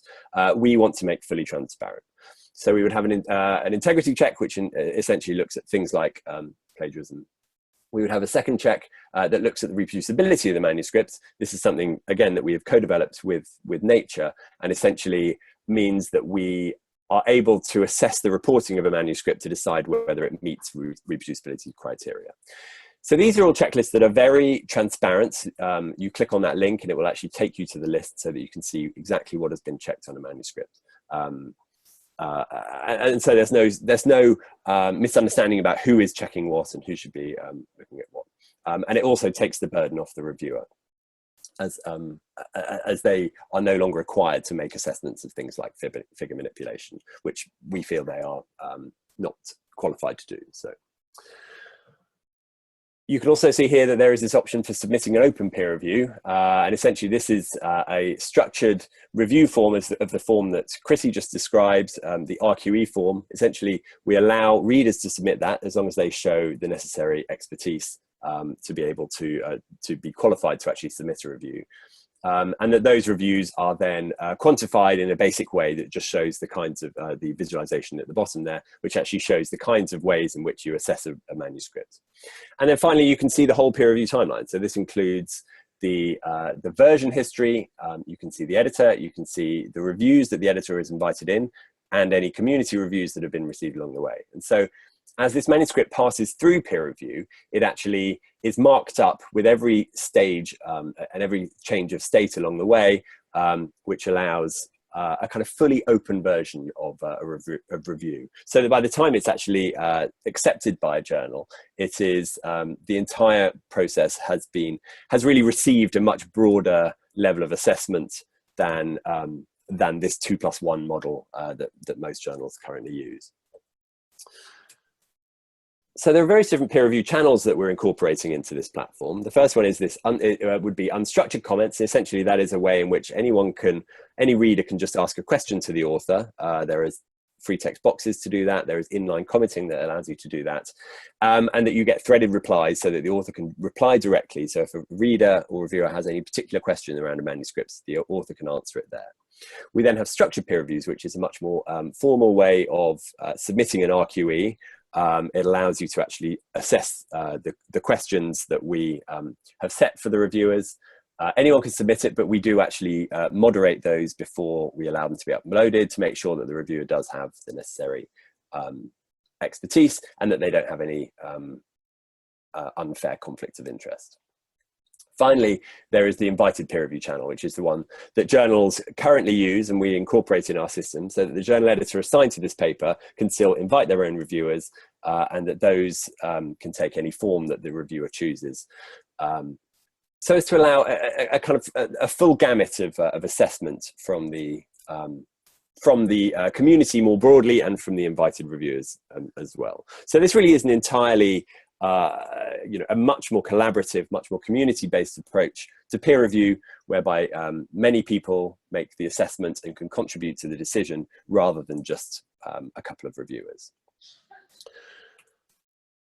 So most talks about publishing and the state of publishing at some point have a mention of the philosophical transactions of the Royal Society. I've saved it to the end, and most people use it as a way to say, look, nothing has changed in 350 years, and can't we do better than this? And in fact, I'm going to use it the other way around. I'm going to say that that actually what they had going 350 years ago was a pretty good way of performing collaborative community review. They would get together in salons and they would discuss latest findings in large groups. People who felt that they had expertise were able to contribute that work and that expertise to any discovery, and that there was a genuine sense of collaboration around any discovery that was made. That's where I see us going back to. I mean, obviously it looks very different, and I should of course point out that any talk that's included in Peer Review Week that is about diversity, obviously there wasn't much diversity in the room back then. That is something we can do better. But the idea that you can have a collaborative space whereby anyone can comment on a paper from anywhere in the world and in a truly diverse fashion, to me is a kind of a way of recreating what the Royal Society set out to do 350 years ago, and could really radically transform the way that science is communicated. And I'll leave it there. So thank you. Thank you, Damien.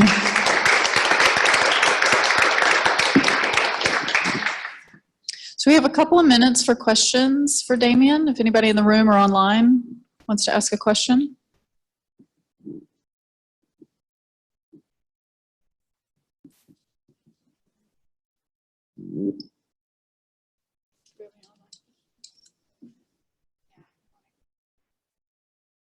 Okay, we're going to give it just another minute for online questions to come in.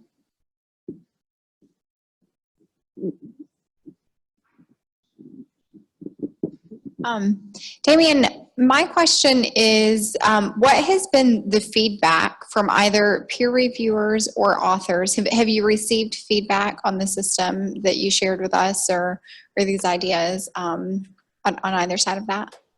Yeah, so we have done a lot of testing on our particular platform and received lots of very varied feedback. Editors like it. I think there is a sense that the more input you can get on a decision is very useful. So we've had positive feedback from editors. There is a concern, I think, amongst the review community that it's sort of adding burden. It's it's asking more people to do assessments of papers, and I think that is a reasonable concern. I would say that if we were to move to this model more fully, then a lot of every review then counts, and I think that's what's different compared with the current system. Where, as I said at the beginning, 50% of reviews aren't used because they end up with a rejection, and the paper and those reviews are then just discarded, and the manuscript goes on to the next venue. So there's an awful lot of wastage in the system, whereas in this system there is a lot more efficiency because every review would be included and incorporated. So I think overall, I think as we move towards a model like this, there wouldn't be a much change in kind of overall review burden.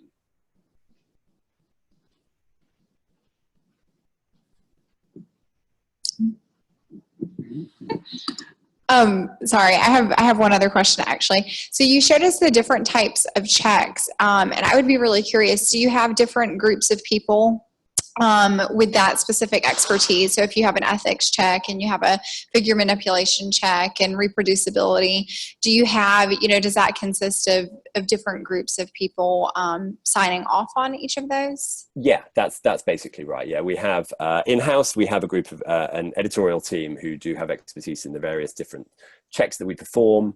It is they're quite complex and they do require quite high level of expertise. So all our editors are PhD level scientists who perform these assessments.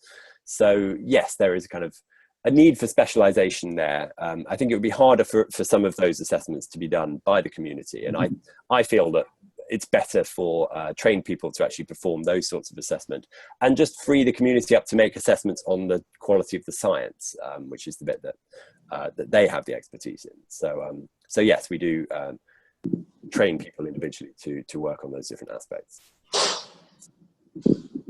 Okay, we have a question coming in online. How is the legal situation concerning copyright between the preprints and the journal's contributions? Yeah, that's a really good question. So the preprint server that we are building is entirely CC BY. It means that we are fully open access, and that anything that we post, we do not take copyright of, and the copyright stays with the author. If it were to end up in a journal, then a journal does more work to it. So essentially we will do the review part of it, and that has that will all be done on our system. But then when it goes to be published on a journal site, a lot of the work that they do, for example, around typesetting, around high resolution images, and the kind of presentation of the manuscripts, that would be done on their side, and that they would then assign copyrights for that work. So essentially it's from our point of view, we don't take any copyright. If the journal chooses to, and many don't, many have a CC BY license as well, in which case it's not an issue. But if they do choose to, then the author can still sign over copyrights because of the additional work that the journal does to create the version of record. So our versions will be similar in content, but they won't actually be the official journal version of record. Okay, and we have time for one more question coming from online.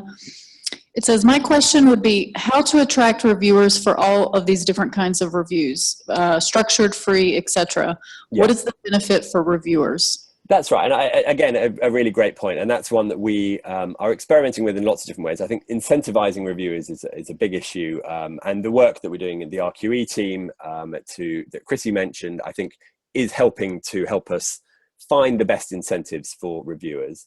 I think there is a need for better recognition of review, and I think one of the added advantages of this system is that it does allow you, if you choose to sign your review and actually obtain credit for it. We have links with Publons who do actually assign credit for reviewers. So those sorts of things, I think whatever we can do to make to give credit to reviewers, I think will help in this regard. But it is a challenge. We do know that it's, getting people to comment on articles online has been problematic in the past, and there hasn't been great enthusiasm from academics to comment on published papers. I do hope that because these papers aren't yet published and that the comments can actually inform the final editorial decision, I hope that might encourage people to comment more. But it's a hard one, and we will need to experiment further with different ways of making that work.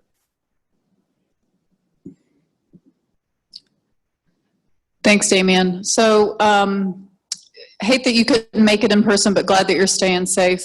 Please join me in thanking Damien for his presentation. So we're right at 11 o'clock. We're going to do another short 15-minute break, and then we're going to transition to our last session of the morning, which is our publishers panel.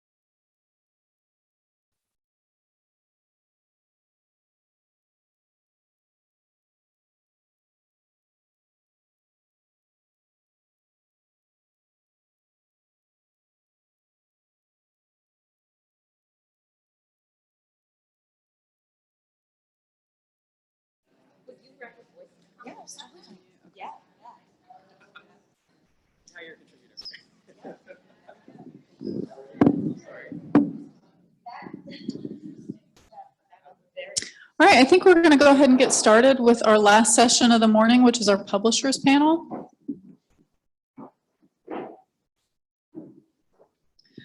So I'd just like to introduce our speakers. First, we have Emily Marchant, who's the Author Services Manager at Cambridge University Press. Emily's work focuses on the continuous improvement of the author experience, including developing new author services and supporting and training authors and other roles such as peer reviewers. I'm trying to go in order of the table. We have Dr. Ben Mudrak, who is product manager at the American Chemical Society, where he oversees author and reviewer services. And lastly, we have Kristen McNeely, director of author product strategy and operations at Wiley, where she is responsible not only for author services, but also for helping deliver a great publication experience for journal authors. Let's welcome our panelists.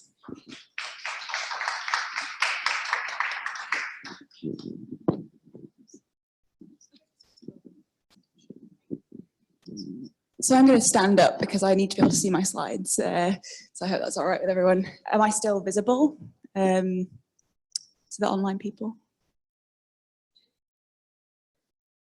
Aha. Great.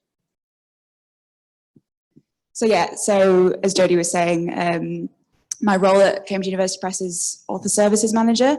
I laughed when Chrissy said that she just gets involved in all things, because that can be a facet of a role like this too. Pretty much everything we do across books and journals is author related in some way. So I have a finger in many pies, and that makes for a very, very interesting role.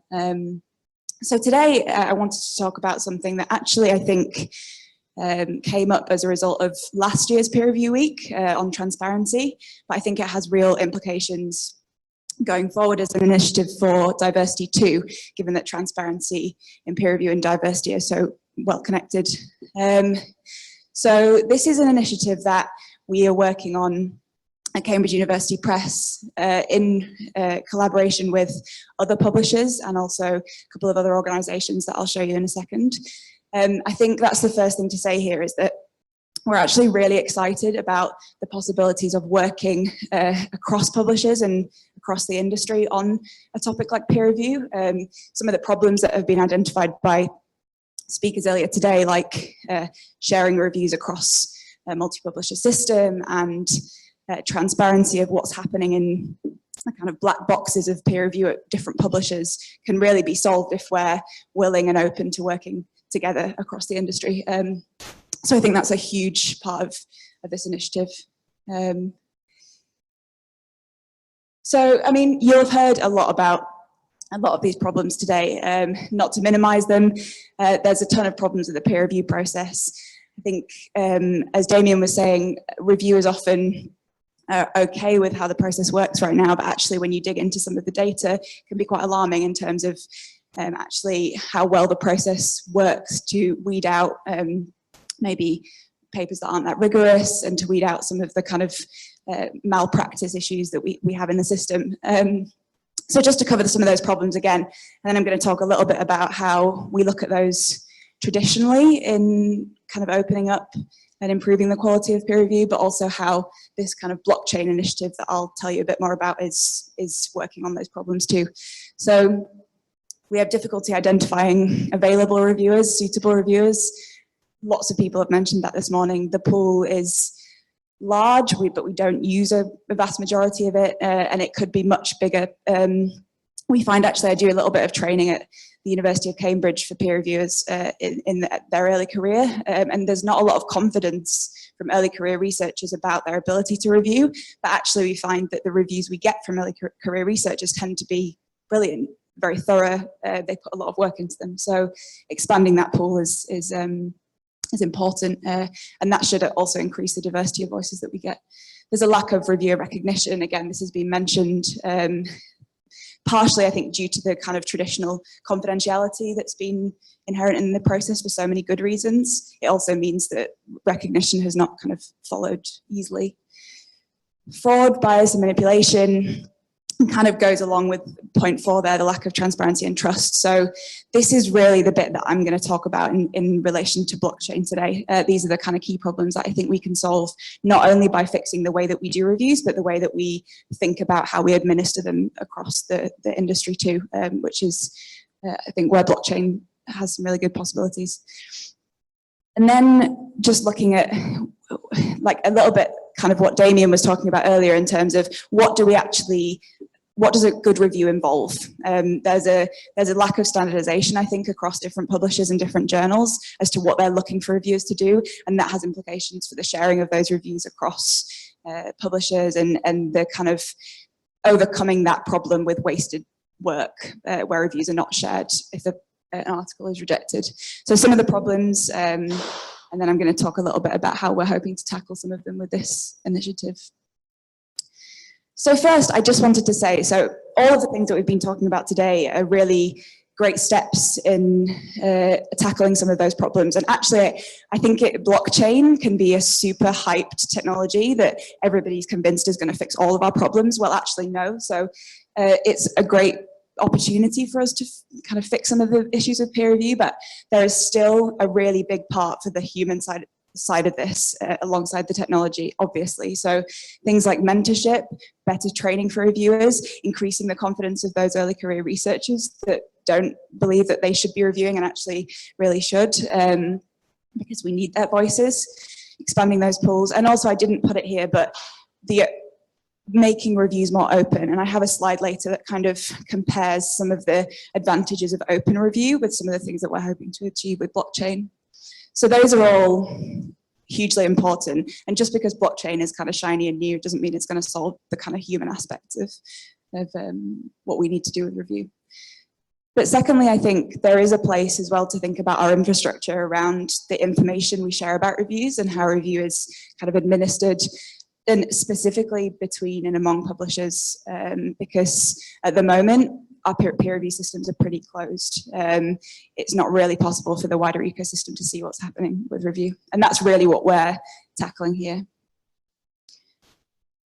So I'm sure that everybody has kind of varying levels of understanding of blockchain. I come from the business side, I'm not in a tech team, so it's taken me a little while to kind of get my head around exactly what blockchain is and what it can do. Most people know that blockchain is the kind of basis of things like Bitcoin. But what it actually is, it's a much broader technology, and it's a way of storing data that is these 5 things. So public, so actually in the case of peer review, we need to remember that although blockchains are public to those that are partaking, you can also have private blockchains. So probably a peer review blockchain that we'll work on will be accessible only to the players in the ecosystem that are kind of relevant, at least at first. Secondly, they're really hard to tamper with, and that's kind of relates to the third point too. You can't change data on a blockchain, you can only add to it. So there's a full history of transactions that have happened in that system. And fourth, it's distributed, and that's kind of almost, I should have put that one first really. So understanding the structure of how blockchain works. Basically, the system is stored on every computer of everyone who's partaking in the system. So there isn't one master copy. Nobody owns it, everybody owns it. And that fits in with number 5. So it's shared. So it's very easy to verify that actually the change that you made isn't reflected in the systems that the data that we all store on our various computers, therefore the change is not valid. And so there's kind of shared ways of checking that a change can and should be made, and then only then is every data store updated with that change. So that's a very quick introduction to blockchain. I'm not an expert, but that's the way that I understand it. And actually, sorry, importantly, before I go on to the next slide, no single entity owns this. So everybody is a gatekeeper for that data that is involved in that blockchain.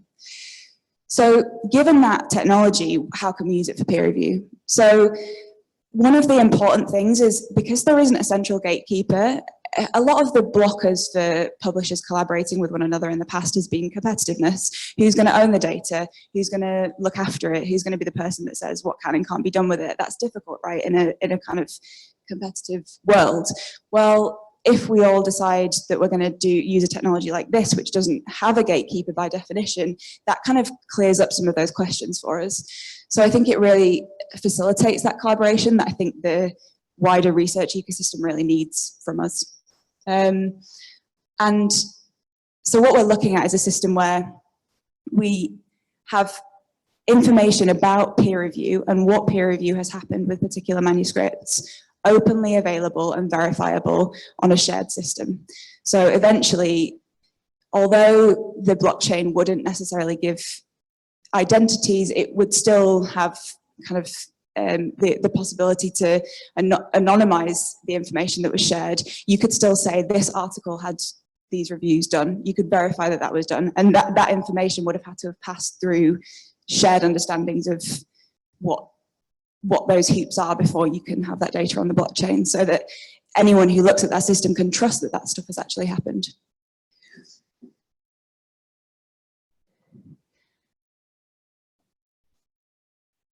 And basically, by not having a central gatekeeper as well, that reassures anyone who wants to check that data that it has been independently verified by multiple parties.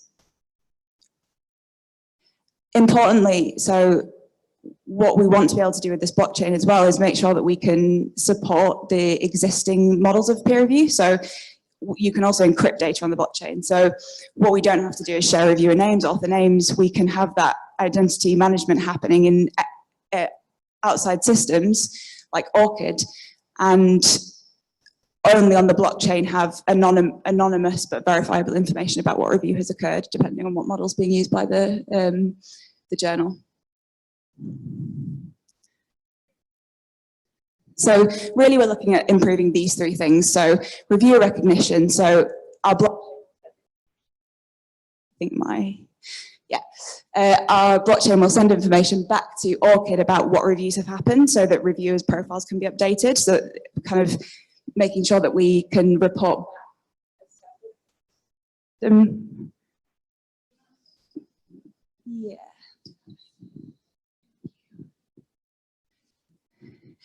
We can also start building a reviewer pool. So what we're going to do is give the functionality that reviewers can opt in to reviewing and share that data with the ecosystem via the blockchain. And then I've talked a lot about validation. So having that data openly available to everyone, you can actually verify that this peer review did take place. So just to say, these are the organizations that are involved in this initial pilot. So Digital Science and Catalysis are kind of looking at this from a technical perspective. Catalysis are a blockchain company that are doing the development. ORCID's very heavily involved. So what we need in a system where we're going to kind of protect anonymity where that fits the model, we need a kind of identity management system. And ORCID fits that picture really well. So it's looking at how we can kind of link encrypted data on the blockchain with real profiles and keep things confidential as appropriate. And then some publishers too, including us, that are involved. And just to cover the phases very quickly, so right now we're working on actually developing the system. This is very early stages, it started this year, so Catalysis are working on the development of a blockchain. There's going to be 3 publishers with 45 journals involved in that. And that's happening right now, so it's really exciting, but isn't in place yet. And then phase 2, we'll be looking at kind of opening that up to more titles and also letting reviewers kind of express interest in reviewing, hopefully kind of achieving that expansion of the reviewer pool through that.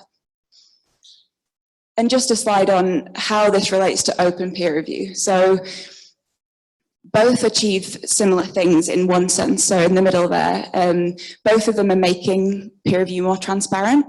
Both of them are creating a better verifiable pathway for crediting reviewers with their reviews, and both hopefully build trust in the system. But I think what open peer review is doing is kind of opening up more of that information about the review itself and the reviewer. What the blockchain will hopefully do is support all kinds of different peer review models, whether they're open or not. And then hopefully we end up with a system where the two work together to kind of offer the most appropriate peer review for whatever kind of disciplinary community we're looking at. So just to say that they're complementary and not necessarily And that's it. So just to say, I'm really excited for questions. I'm not a developer, so I'll be kind of busily writing down your very technical questions. But yeah, thanks for inviting me today, and it's fun to share this with you.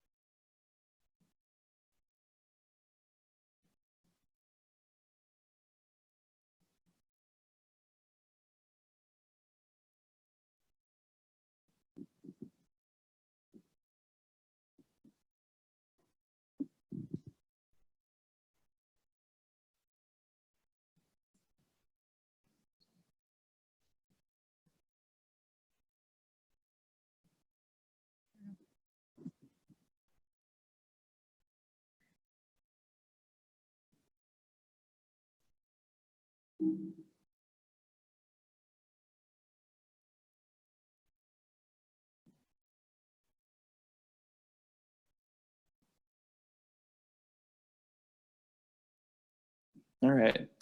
Thank you guys so much. Emily, that was really interesting. And I have a question for you at the end for sure. But I think that sounds like I love the way interconnection between technology and sort of the human brain, and especially a more diverse pool of us working together to solve these kind of problems. So that seems like a really cool addition. So Jody already introduced me briefly. My name is Ben Mudrak, and I am a product manager at the American Chemical Society, where I focus on products, services, educational resources that we provide to authors and reviewers. And I want to talk, just to give you a brief story about one such resource today and how it relates to an ongoing effort to diversify the reviewer pool that our journals use. So that's this ACS Reviewer Lab. I'll give you a little bit more information about it in a moment, but it's an online course on how to do peer review, basically. So 1 year in, it's been launched for about a year now.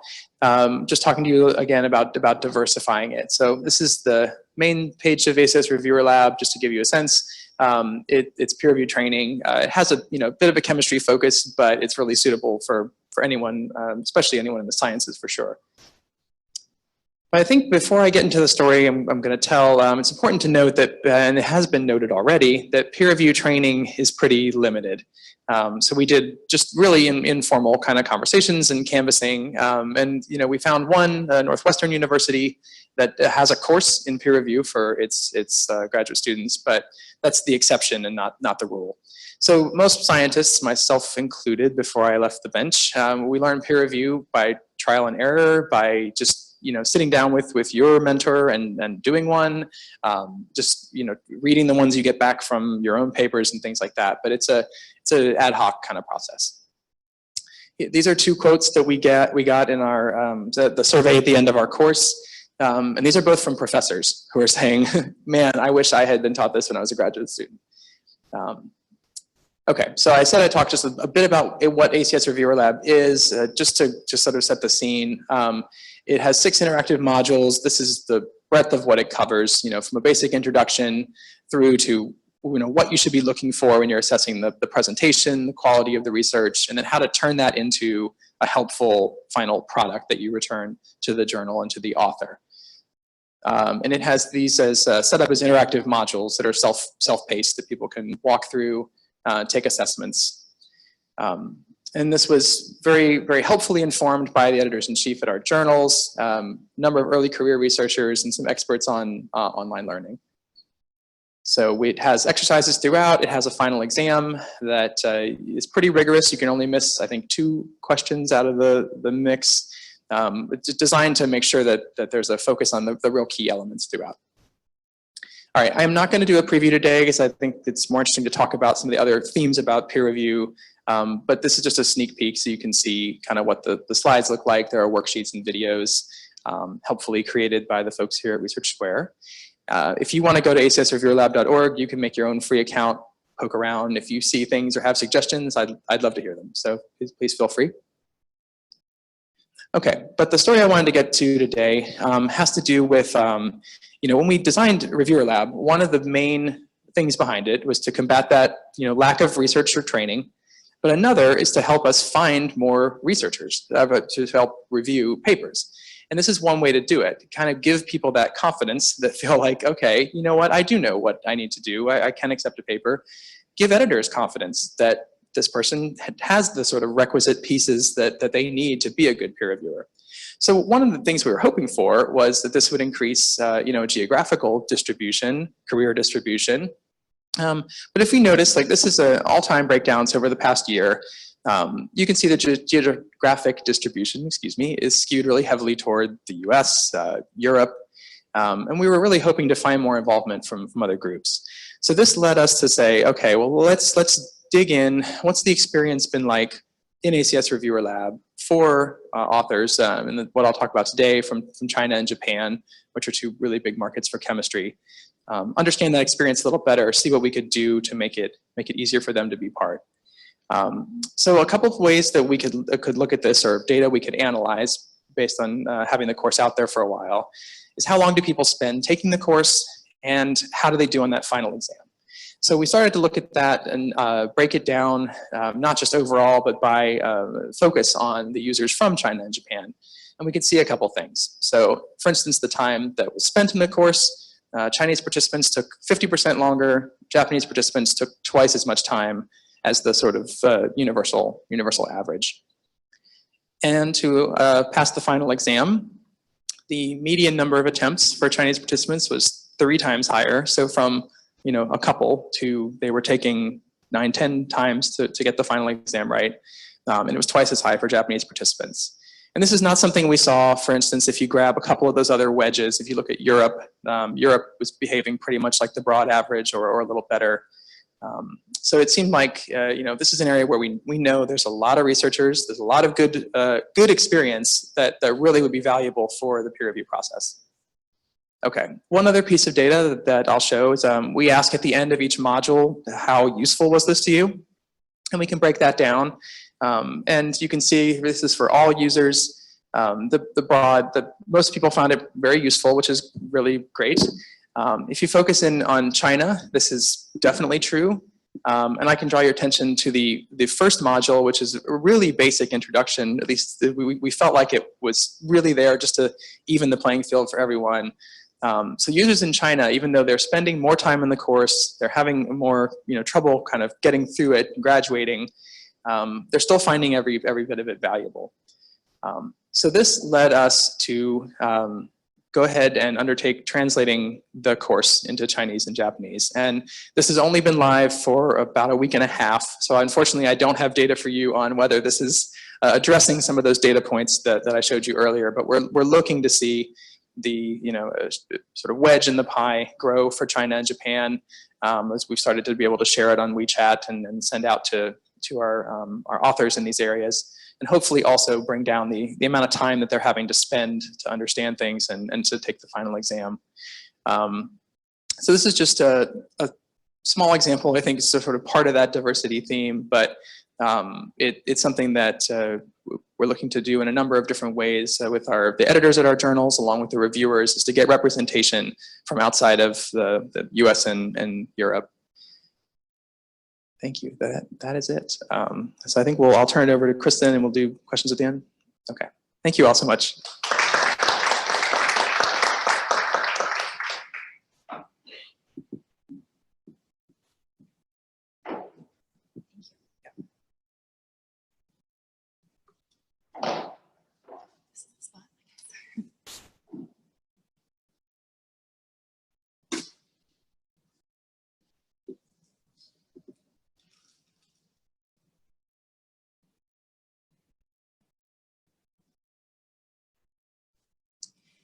Excellent. Thank you guys so much for inviting me to participate here today. It's great to be here with you guys as well and to listen to all of the exciting developments that are happening in this space. I am Kristen McNeely. I work in the Research Journals Division at Wiley in our Author Services Department, trying to help improve the end-to-end author experience, and one of those key aspects is in peer review.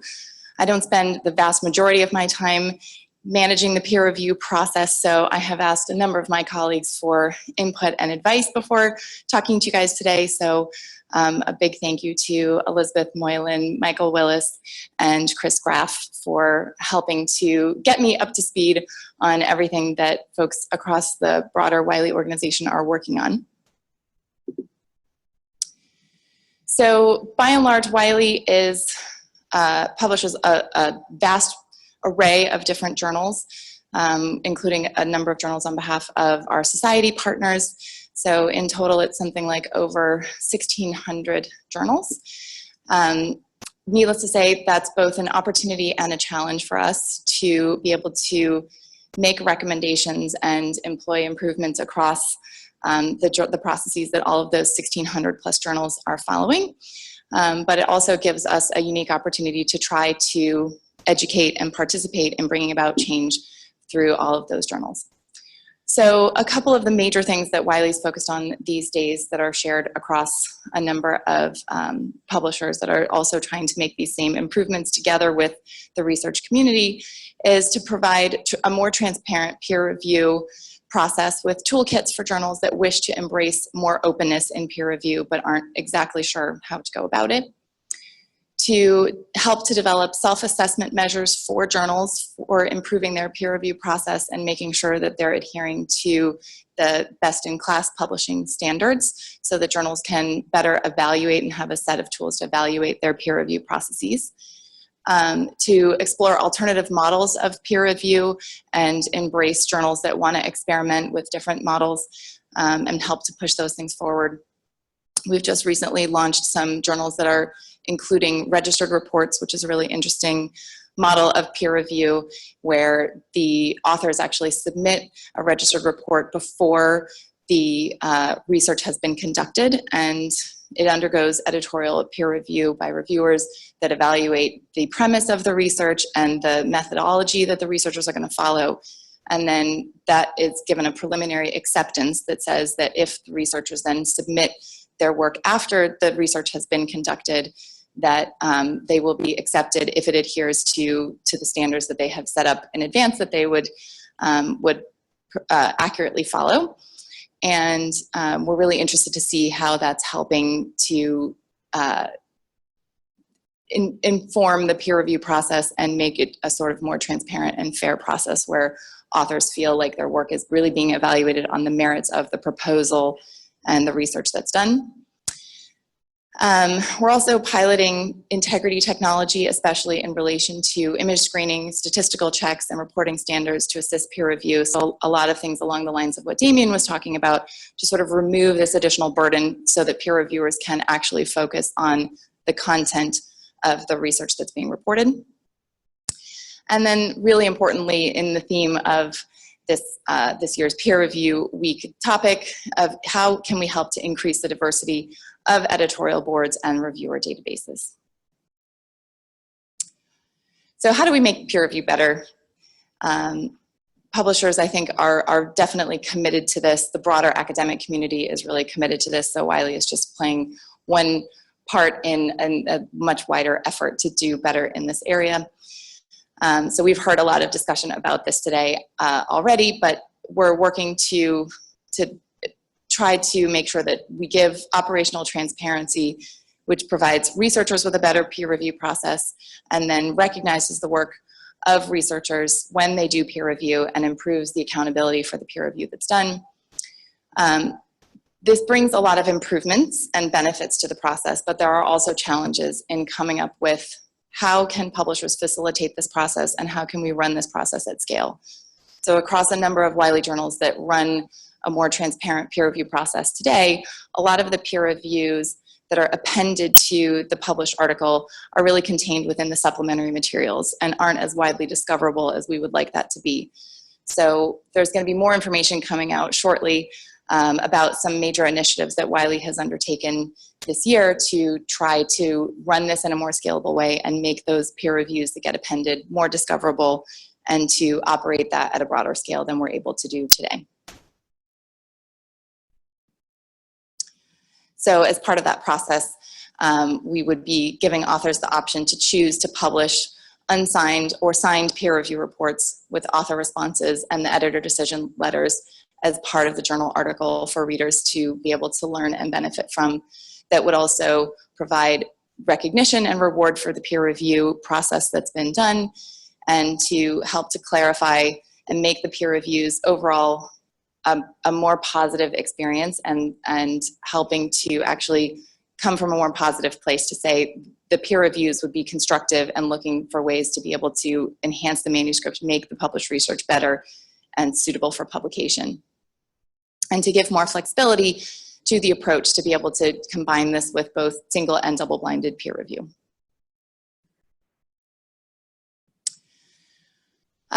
Another initiative that's been going on is with folks like from Wiley that are listed here: Heidi Allen, Emma Boxer, Alexander Curry, Tom Gaston, Chris Graff, Ben Hogan, Stephanie Lowe, Hannah Wakely, and Michael Willis. So they undertook an initiative to do a comprehensive literature review with over 40 case studies and looking at 5 key areas of usefulness of peer review, timeliness, integrity, fairness, and ethics. And they came away from that review with a set of recommendations, and then we're rolling out a self-assessment tool and checklist that journals can use to assess how they're doing against best practice recommendations for each of these 5 essential areas, with around 60 questions that journal teams can use for this self-assessment. And so they've made this self-assessment checklist along with their review of the literature available in a preprint fashion. So we can provide links to that so folks can have access to that as well. But that's something that folks are quite excited about, and that will allow us to sort of, at a broad scale, provide recommendations for all the 1,600 plus journals that we publish. And then last but not least, diversity in peer review. We've just made available and are sort of promoting this week a couple of published articles in recent years, one from Learned Publishing this year and another from Functional Ecology a couple of years ago, that essentially looks at some of the things that we sort of already know, but in a confirmatory way, to say that both editors and peer reviewers editors are more likely to invite peer reviewers who are in their same geographical region. Peer reviewers are more likely to accept reviews if the authors are in their same geographical region, and those reviews are much more likely to be positive in cases when the authors and the reviewers and the editors are all within the same geographical region. The same is true as well for gender. So we find that male editors tend to invite more male reviewers, likewise for females inviting more female reviewers. And there are, of course, a lot of nuances to this data that I'm not a full expert in, but these do provide some really interesting key indicators about areas where we can focus on to do better and increase the diversity and the overall fairness of the reviews that get conducted, and to reduce the bias that's implicit in those processes. So some of the recommendations that we're issuing as a result of findings like this and from feedback across the research community at large is recommendations that in order to increase the diversity of reviewer populations, that journals should really proactively take a look at how they're structured, take a look at their peer review processes, and see what measures they can take to decrease implicit bias.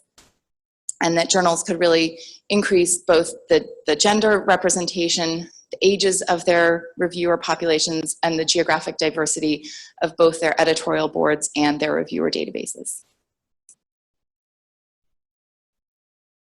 Thank you guys so much for inviting me to participate today.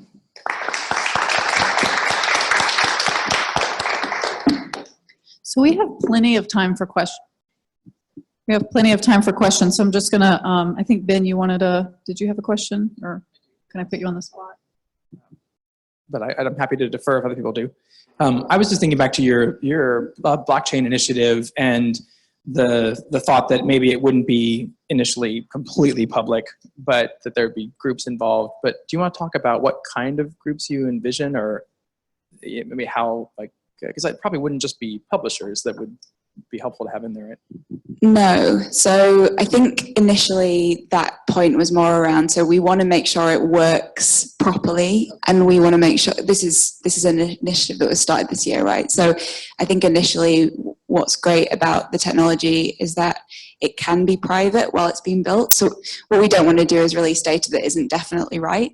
So we're effectively going to be keeping it private within that group that are developing it to begin with. Just check we've got everything working okay. You know, as a lot of you will know, sharing data between multiple organizations that use different systems is often tough. So we want to just make sure we're getting that definitely right.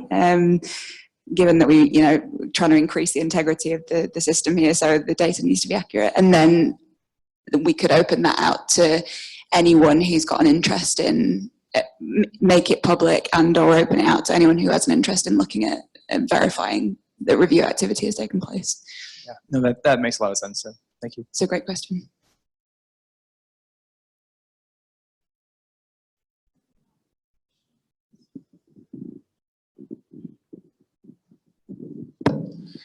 Kristen, the registered reports you were talking about, that was really cool, and it sounds a little bit like grants. Do you envision authors using those to help them get grants?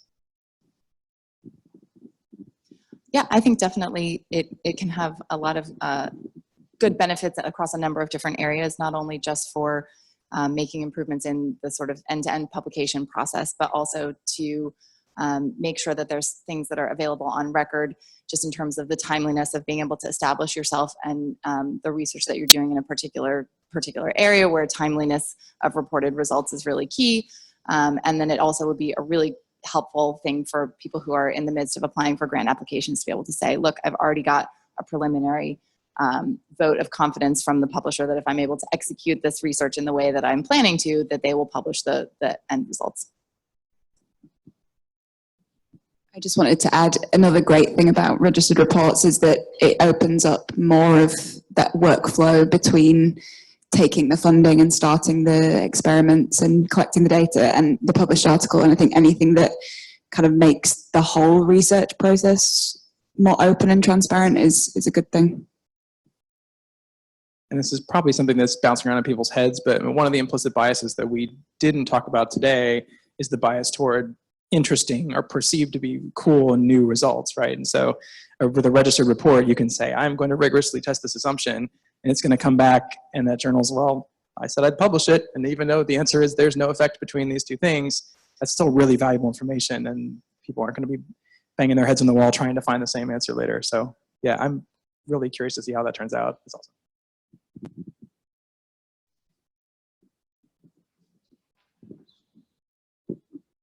So one of our online questions said, will it be possible with the blockchain system to publish preprints?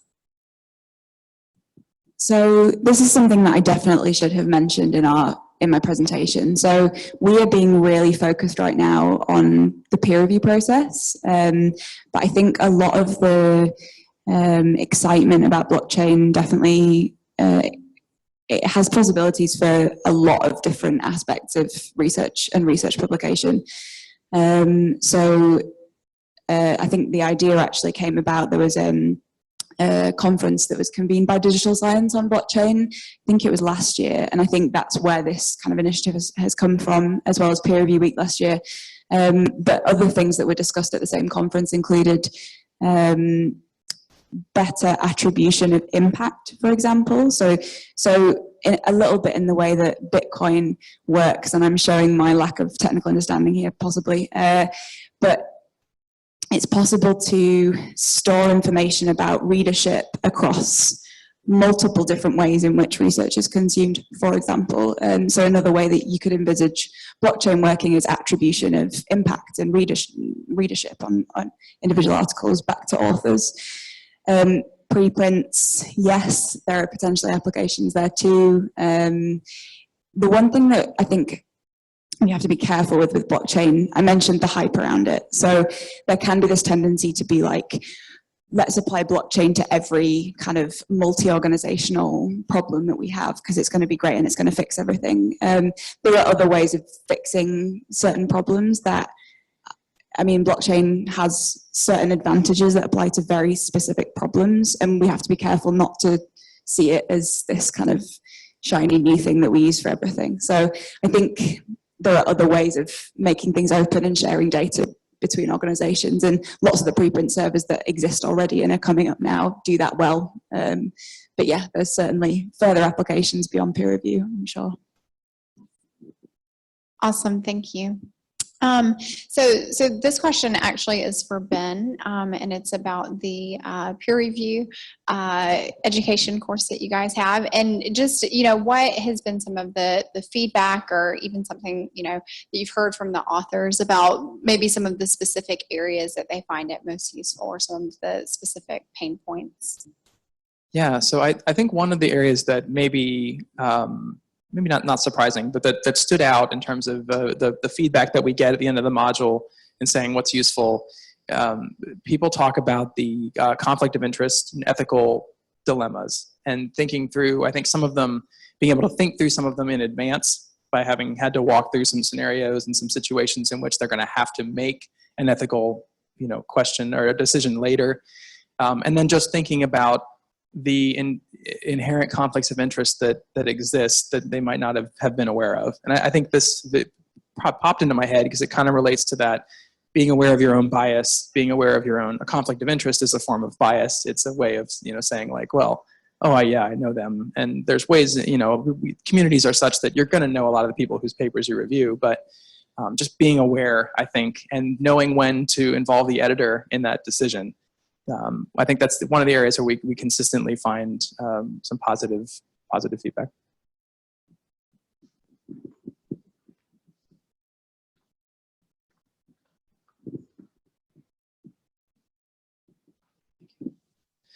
Ben, so you brought up this training modules. I'm aware of other organizations that are developing their own peer review training because obviously this is becoming a problem, right? But the one I'm most familiar with, there's an application process, and like you can be rejected, and then even if you had reviews that you were willing to do, you hadn't been trained. So my question, I guess, is how open is your organization's modules? Like, is it anybody can pop in and take it? Is it for members only? Like, do you have to pay just to take the module? There's sort of accessibility questions. Yeah, sure, no problem. So yeah, I probably could have built a little of that into the talk now that I think about it. It's totally free, it's totally open. So there are, in fact, it works the other way. If you complete the course, you can get a discount on membership in ACS should you be a chemist and that be a good fit for you. But there is no requirement going back that way that you need to be a member of ACS, or there's no vetting. In the process of filling out your profile, so there's two things maybe I'll say as minimal requirements for being a part. One is that you have an ORCID. So this is set up so that we can find a record that's external and that could build into the world that you're talking about, and have a real record of the person.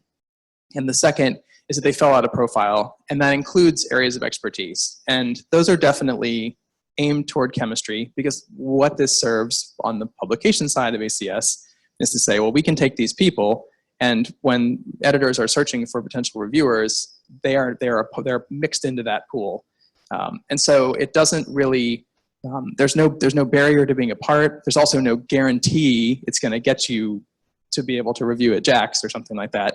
But it puts you in a better position to do so. But completely free, and really the way that it's structured, aside from the examples given are from chemistry manuscripts, but the concepts throughout were built to be more broadly applicable. So certainly biological sciences, physical sciences, but I mean, I think even if you go into the social sciences, a lot of the kind of questions that you're asking would be applicable. So come one, come all. Just as a quick follow-up, what are the other languages that you guys are hoping to translate into? Yeah, so good question. So Chinese and Japanese is what we've done now. There's discussion about Korean, Portuguese for Brazil, Spanish, just given its sort of nature in the world. I think it'll depend a little bit on where we start to see that usage and demand, and just kind of keeping an eye on how well things go with the new translated sites as well. But yeah.